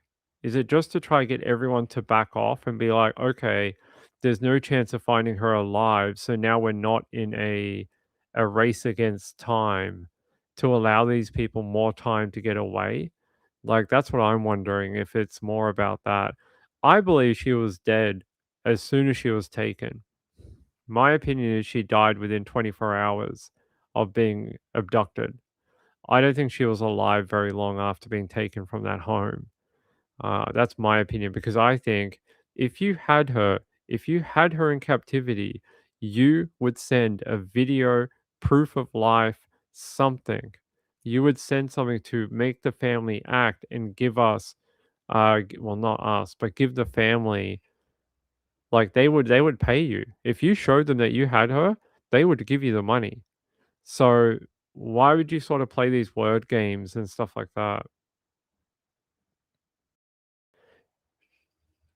Sean said if there's no metadata, then AI photos could be sent. They could, but they didn't even do that. But you can tell AI photos, guys. You can tell. I will say hi to her for you. I will. I will. Um, Kelly said it's odd they fessed up to her being gone so fast without trying harder to get money, but I always thought they got scared how big this got in the media. I agree. I think they most likely dumped her. She died within 24 hours. Whether they killed her or she died from a heart attack, I don't know, but maybe she did. I mean, this is an older woman. I don't want to say old. She's an older woman, had numerous health conditions, including a heart condition that needed medication. Do you guys remember in the early hours of the search, we were told this woman has daily medication that she needs for her heart. If you take her out of that scenario and she now no longer has medication, and she is very stressed out. She could have had a heart attack and died. It's very, like, I wouldn't put it past that being what happened. You put someone in a very stressful situation like being kidnapped, and then you're not giving them the blood thinners or whatever they need.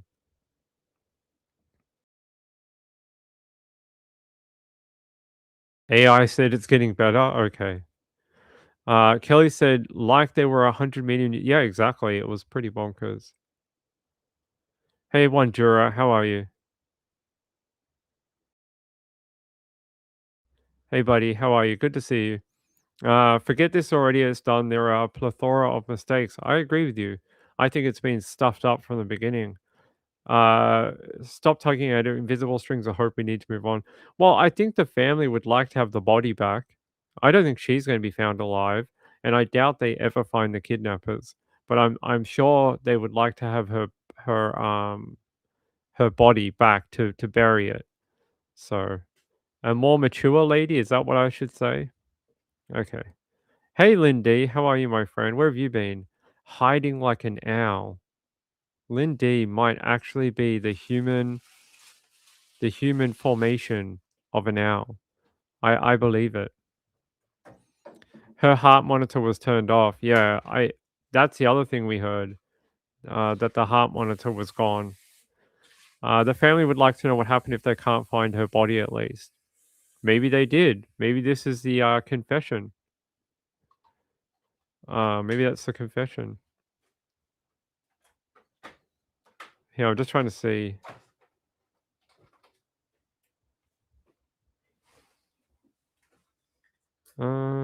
Okay. All right. So that is basically the new update, that these 2 ransom notes were given out. They're saying they want people to look at the syntax and the clues, but in my opinion, these were done by AI. Someone either wrote in another language and then asked AI to format it in English, or someone used like Google Translate to make the message. I don't believe this is from a native English talker. A native English talker would not talk like this. So yes, well, that's true. Yes.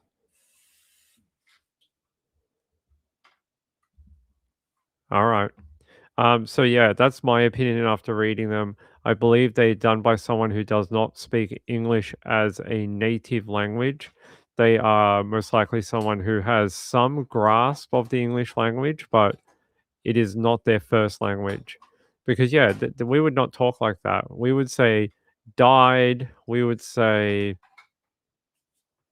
perish. Yeah, we would say died. She's buried in nature now. We probably wouldn't phrase it like that. Nothing you could have done could have changed the outcome. It's also weird that they use a double negative here. We did not fully grasp the seriousness of her physical condition. We never intended to hurt her. That's like saying ATM machine. I have to go to the ATM machine. Because we did not fully grasp the seriousness of her physical condition. That already conveys that you didn't know how ill she was. But then you say we never intended to hurt her. Well, you already did that in the first bit of the message. They don't need to have it reinforced. So again, an English speaker wouldn't say it like that. She perished shortly after she was taken. We believe it was heart related. She is buried in nature now. Nothing you could have done could have changed the outcome. We want your family to know this and hope you all can find peace. We are truly sorry. I don't know.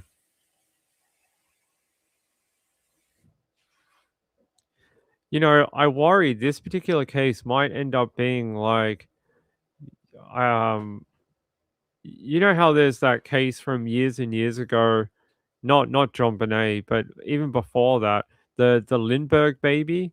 I almost worried it's going to be something like that. Like I know they found the Lindbergh baby eventually, right? Um, but it's always been sort of a mystery, and are there other people involved, and who did what? I wonder if this case will end up being something similar, where even 50, 100 years on, we may never fully know. Same with the Black Dahlia. So Black Dahlia, we don't know who killed her. We have some suspicions on who might have killed her and cut her down the middle, like she was a side of pork, but we don't fully know. So it may end up being like the Black Dahlia or something like that.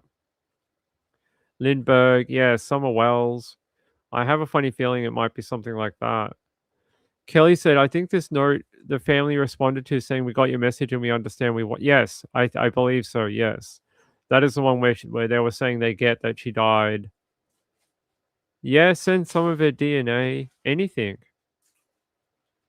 Gail said, just reassuring them that it was an accidental death. I actually believe them. I think most likely that it could have been that.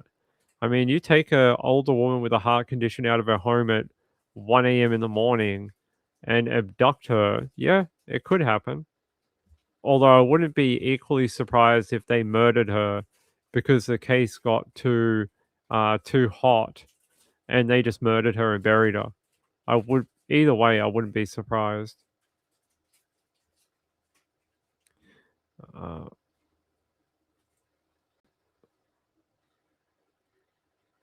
yeah. There's Summer Wells and Sebastian but I think you have to go back to some of the early cases. I know the technology we have now is a lot better, but there's mysteries scattered throughout our history. Like Black Dahlia is one of the most famous examples.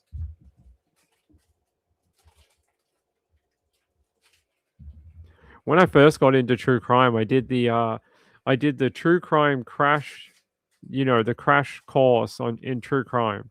Everyone's done the sort of, when you first get into true crime, you have this sort of thirst for knowledge and you want to play catch up that everyone else has. So everyone else has all this knowledge and you want to have the same. I want to know about the old cases and all the popular cases and this and that. So you go through this sort of crash course in true crime and it is very similar uh, to other types of studies. So we all kind of learn about these different cases.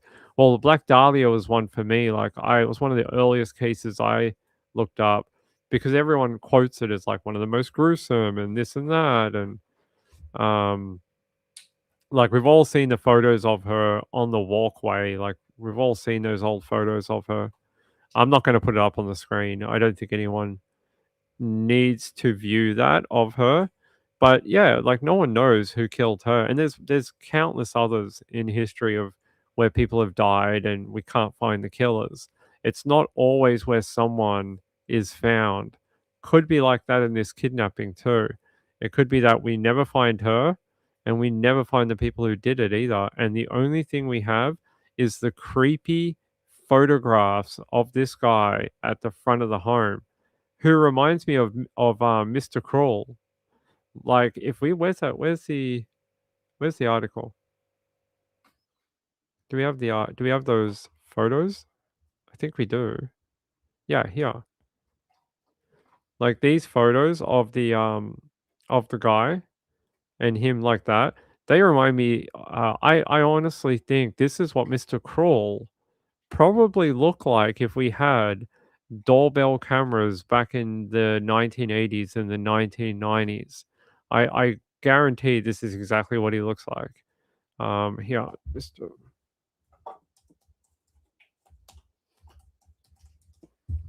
Yeah, if you don't know who Mr. Cruel is, I actually come from the area where he's from, and this is one of our like historical cases that has never been solved in Victoria. It is my pet case. Now, I don't do a lot of shows on it, but for me personally, this is one of my pet cases. This is a sketch of him that was done all the way back in the 90s. One of the most famous photos that we have of him. But that photo of the one outside of Nancy's home, I really think that's what he looked like all those years ago. And we don't know who this guy is. Could be the same here, too. Yeah, I agree with you, they are. Kelly said now they are admitting these photos were on different nights. That's so creepy. Wait, did they? Did they really admit that those photos out the front of her house, the videos, were from different nights? I didn't see that. I've been keeping only like slightly in touch with the case because it got repetitive and I got bored of it. Is that true? Hold on. Let me try and find the quote for that.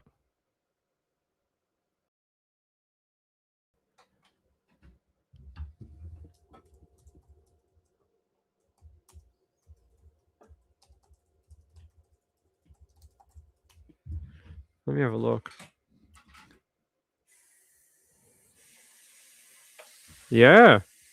Pima County Sheriff's Office recently confirmed that the doorbell camera footage indicates the masked suspect visited the home on separate days. You know what's creepy about that? We had heard that there had been someone prowling across the community in the days prior, the days and weeks earlier. And they're saying that there was a changes in appearance. Is there? Did we miss this somehow? Hold on. Did we miss that he was wearing two different outfits? Yeah, here's the sort of screenshot.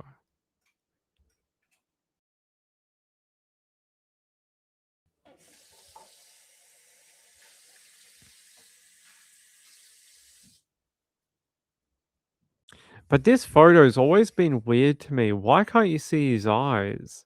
Why is it because the photo is not complete? I guess yeah, he is wearing, but it.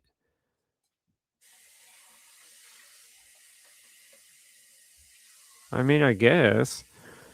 Um, this photo looks like not complete. It looks like they were pulling it from what we call like incomplete data in a data set, and I'll tell you why.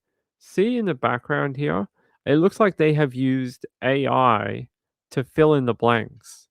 Because look in the background here.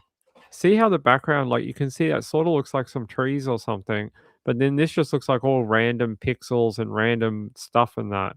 It doesn't look like here. See how the pixels are white colored, but there's nothing there. Same here. This is when I believe when they access that those bits of data from those cameras that they weren't able to get all of it. So I think they've used AI or something to fill in those blanks on the photo because like why he has no eyes and no mouth, but in this one he does. And yeah, I guess that is a different jacket possibly. It is a different maybe, but you look, it has a black line across it, and there's a black line on this one too. I don't know, but yeah, if they're saying it's a different jacket, a different pants or whatever, I get it.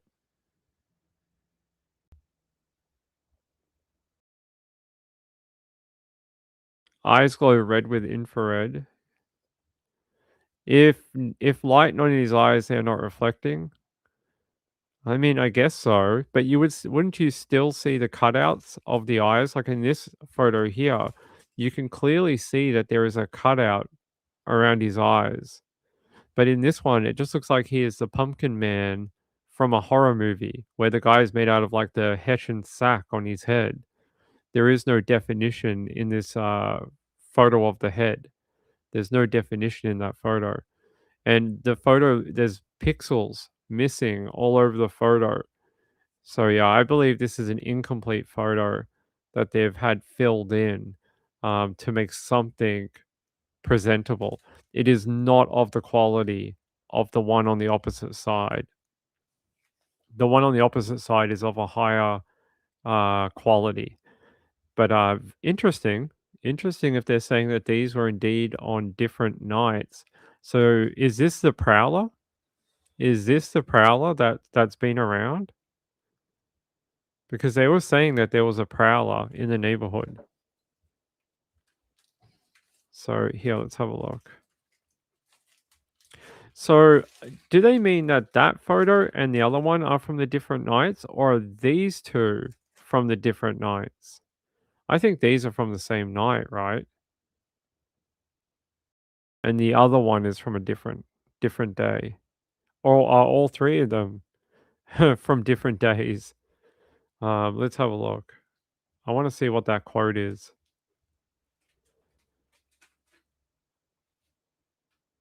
No, no, no.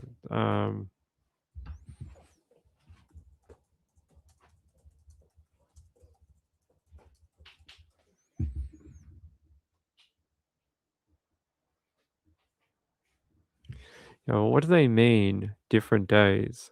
Hang on. Two separate visits. Two. A still image was recovered showing the same masked man on the porch approximately 3 weeks prior to the abduction.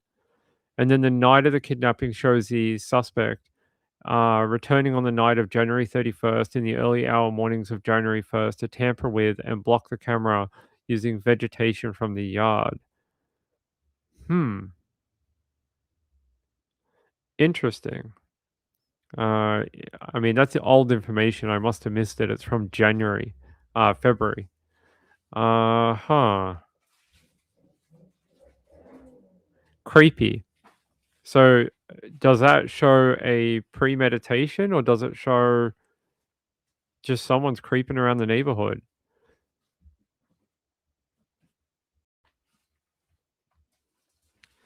Find some other photos? Okay. So there's no watermark? No, there is. There's a Nest video watermark. What pic eyes he has? The pic of him not to the pic yet is the one for the pic of him. What? The pic of him not on the porch. Oh, okay. Oh, okay. So this one here. This one here. Okay. Well, tells me that I believe the neighbors. I believe the neighbors because the neighbors had been saying that weird stuff had been happening, that they had seen someone or heard someone out the back, that there had been people like, you know, creeping around. Like there was more than one neighbor that came out and said that they had had an experience with some sort of um prowler, like some sort of prowler. Ah, really? Let me have a look. Oh, yeah, there's no holster on the front for the firearm. Maybe a practice run? Maybe he did a practice run to see how close he could get to the front door without setting off the lights, the people. Yeah, practice run because this time he came armed. This time he came with a firearm, and we know he had a gun. Um, Interesting. Yeah, I didn't notice that on the first. I just figured maybe his jacket was covering it. Because you see on this one, the jacket's quite high up around the belt. On this one, the jacket's quite low, almost around his crotch area. It's a lot lower. This one sits around the belt. So I was wondering maybe he just covered it. Like he just covered but it goes really low, like almost down his leg. Make all the jokes you want to about that. But it does go, I don't know, but he is sort of having that jacket pulled down over the front of his belt area. As with this one, it's a lot higher. So, don't know. I still believe this photo is incomplete because, like, look at the hands. Look at his hands. They look like he could possibly be some sort of species of crab mixed with a human. Like the hands are not complete. They look like crab claws. This just tells me that it's used, I believe, AI or an incomplete photo. Because like, what's this?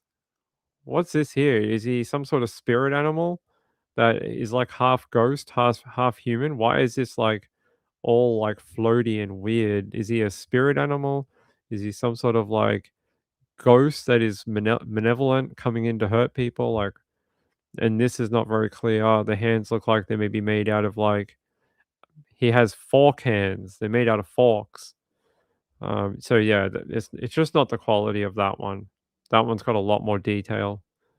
So that's what I believe. It's an incomplete frame, but it gives us some details. At least we know he was there at least one other night. Kelly said she got the cameras supposedly for wildlife, so why didn't they see the notification in the morning and report this before the night? I believe it's because they did not have a subscription to that part of the camera. So it didn't. I don't know if it gave them the alerts and the recordings and that. So I don't know if they knew. Lobster Man, yeah, he has the lobster hands. Ned Kelly, he sort of does look like Ned Kelly. Kelly said, yeah, and you can see he has no holster or backpack in that one photo.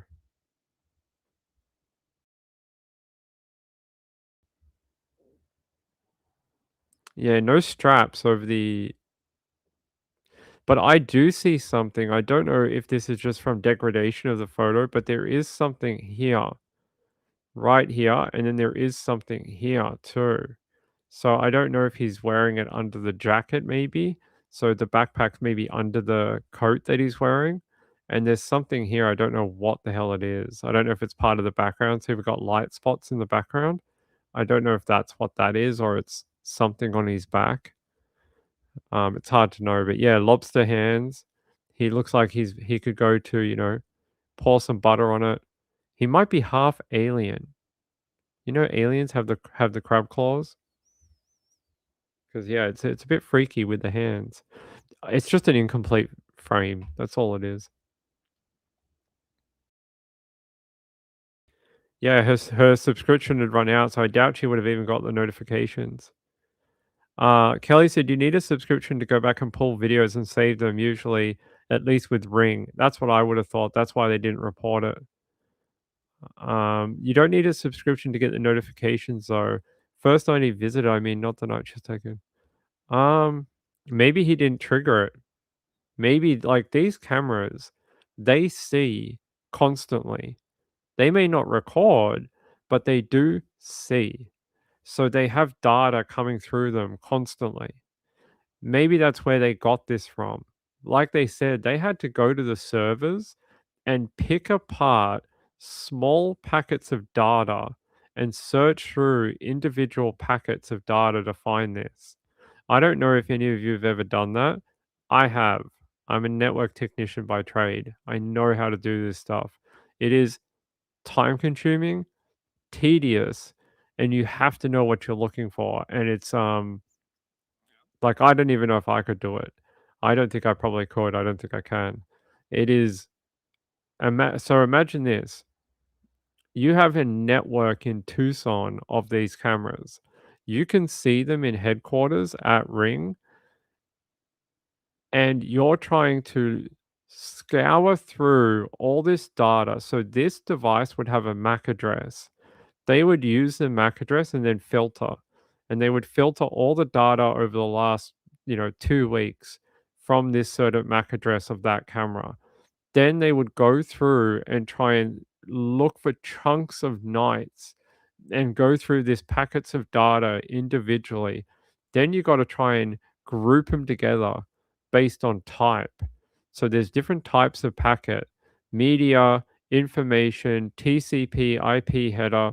There's all different types of it, and you have to, differentiate. You're basically building this image again from scratch. It's like baking a cake. So this photo is like a cake. You have a cake. This photo equal cake. This photo is like you have to bake the cake. You need the eggs, the butter, the flour. You have to bake it. You have to go back and basically start again. It's a hell of a craft. They've done I believe they did a really good job. They've done well to get that. I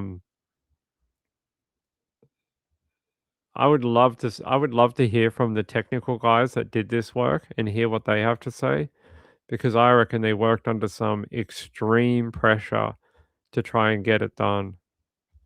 Um,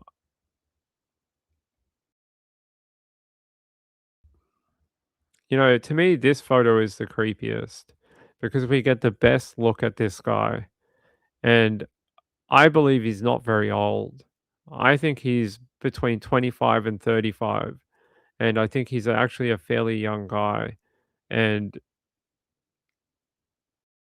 I'm not sure what their aim was, but I have a funny feeling it wasn't monetary. I don't think it was. They could have got money if they wanted it. I'm not sure what the motive exactly was, but I don't think it was money. I think it's something else. Something the authorities probably know. Like the sheriff said, they have more information that they have not given the public, and they are not willing to give it to the public yet. And I believe they know the motivation. They just don't want to give it out. Robert said MacArthur's Park is melting in the dark. MacArthur's Park. Sweet green icing flowing down. Someone left the cake out in the rain. Don't think I can take it because it took so long to bake it. Oh, there you go. Hey, Nancy. How are you, my friend? Where have you been? Haven't seen you in ages. Gail said, I think he had a mustache. Probably not now. Yeah, he's definitely. I don't think it's a mustache. I think it's a beard. And he keeps it quite short too. Very manicured. This is a very manicured type beard. I think it's very short, like, that sort of 3-day, 4-day regrowth kind of look with the sort of like, very, very short beard, stubble look to it. I don't think it's a long beard. It's I shaved on Monday and now it's Friday type of look. Um,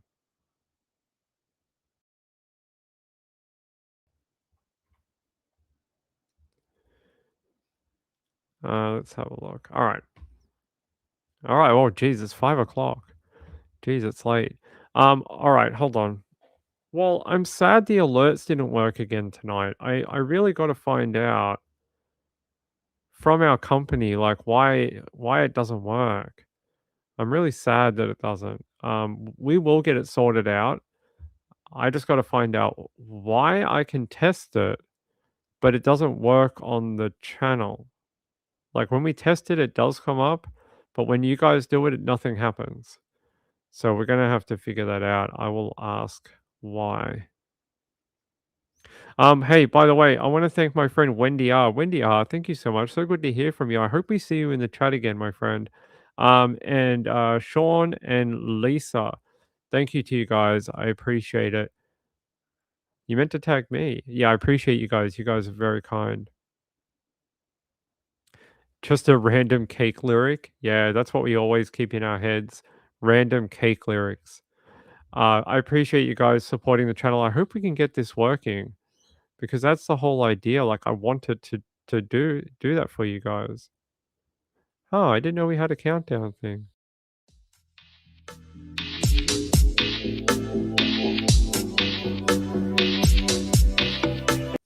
I didn't know we had that. We have a countdown thing.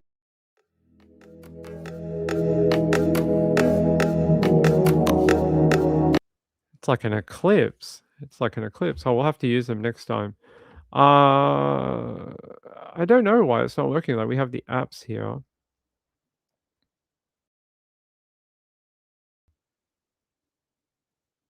Hmm.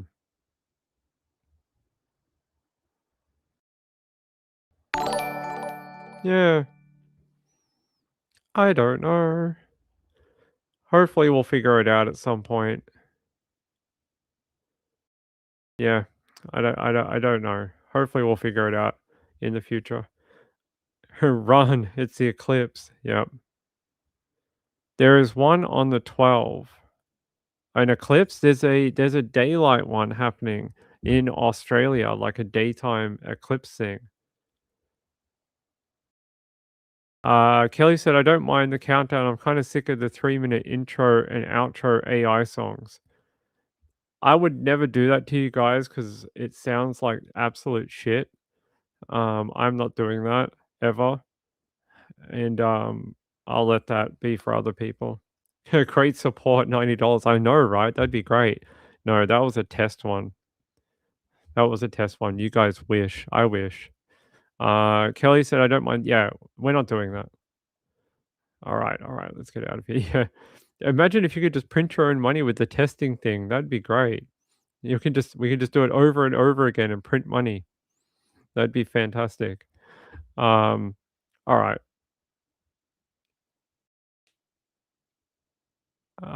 Kelly said, "Thank you, Ping. Some are cute, but way too long and kind of dumb.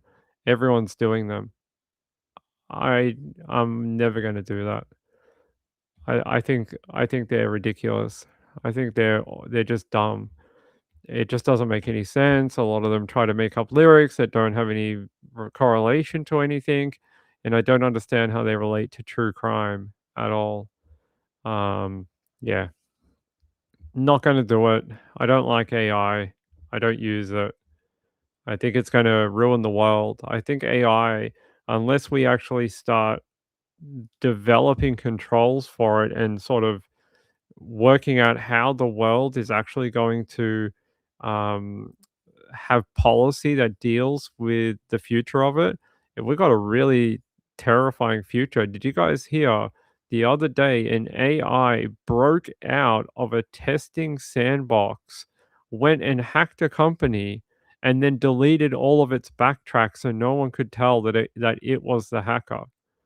It was supposed to be in a closed off environment, what we call a sandbox. A sandbox is a place where you can kind of test things and do stuff without it affecting the outside world. It did not have access to the internet. It somehow got access to the internet, got out of it, and then hacked this company, stole the information that it wanted, and then deleted all the tracks that it had done it. It was insane. It was crazy. Here.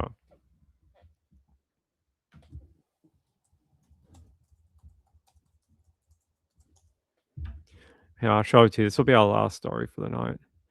Yeah. So, it hacked three companies. We knew it hacked one company. This information came out a couple of weeks ago. They're now saying it hacked three companies. Oh my god. They're saying Anthropic says Claude AI model hacked systems of three external companies during safety tests. They're saying Claude gained unauthorized access to the other company's systems during cybersecurity evaluations after a misconfiguration allowed the model to reach the internet from the testing environments that were supposed to be isolated. The AI firm did not name the three companies involved, but said it had been in contact with two of them and was working to patch their systems while continuing to reach out to the third. So there's some company out there that didn't know it's been hacked by an AI. And they're saying they had challenged Claude with a capture the flag challenge, a method for assessing cybersecurity capabilities of AI models. And they're saying here the fact that Claude mistakenly was provided with internet access rather than configuring its own access means the incident could be considered less serious than last week's breach at OpenAI, which a model exploited a zero-day vulnerability to escape its own testing environment. Oh, this is a different one. The one I know about is the OpenAI one. The OpenAI one is what it says. It exploited a zero-day vulnerability to get out of its sandbox and then went and hacked a company.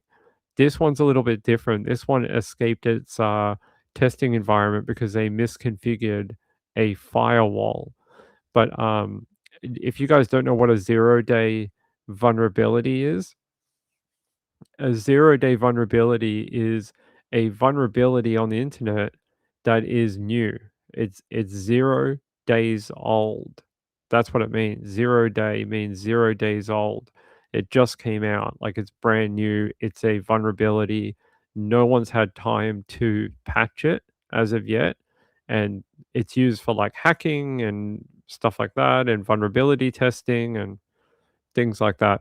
Um, yeah, so brutal. These AIs are finding ways to break out of their sandboxes and hack other companies. Yeah, we're having that same problem here. Nude person hiding? Yes. This is why they won't reveal the alien technology, probably. It happened a second time, got notified. Yeah, I just saw that. That's the one we talked about with the Claude AI. The original one was more serious because it actually hacked its way out of its own environment and then broke into a company and stole company information and then went back to its own thing and went, "Hey, I won the challenge. Thank you." And they went, "How did that happen?" And then they had to report it. So yeah, look into that. So we'll see if the world can find a way to deal with this. Right now, we're on this sort of like um, on a cliff edge with it, and eventually we're going to have some dramatic event that's going to change the course of human history with this AI thing.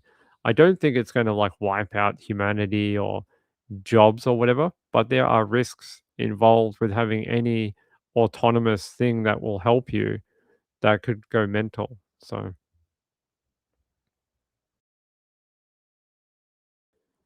Gail said it's freaky. Yes, it's helpful, but I believe all things said about what will happen, and I don't do conspiracy.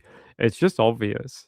It's obvious that these things will eventually not become sentient as such, but the boundaries that are put in place are not perfect. And eventually that'll, the boundaries get looser and looser and things happen and blah, blah, blah. So, drinking the Kool-Aid. Let's have a look.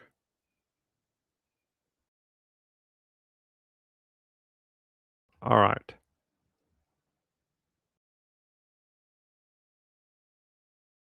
He calls you Fonzie, like you're in the in Happy Days. All right, you weirdo. All right, let's get out of here. I love you all. Great night. Just remember, I'm not back here tomorrow, but I will be back on Sunday. I love you all. Good night. Thanks for supporting the channel. We'll figure out this animation thing in the future. I don't know. I'll wait for the company to tell me what's wrong with it. Good night. Bye.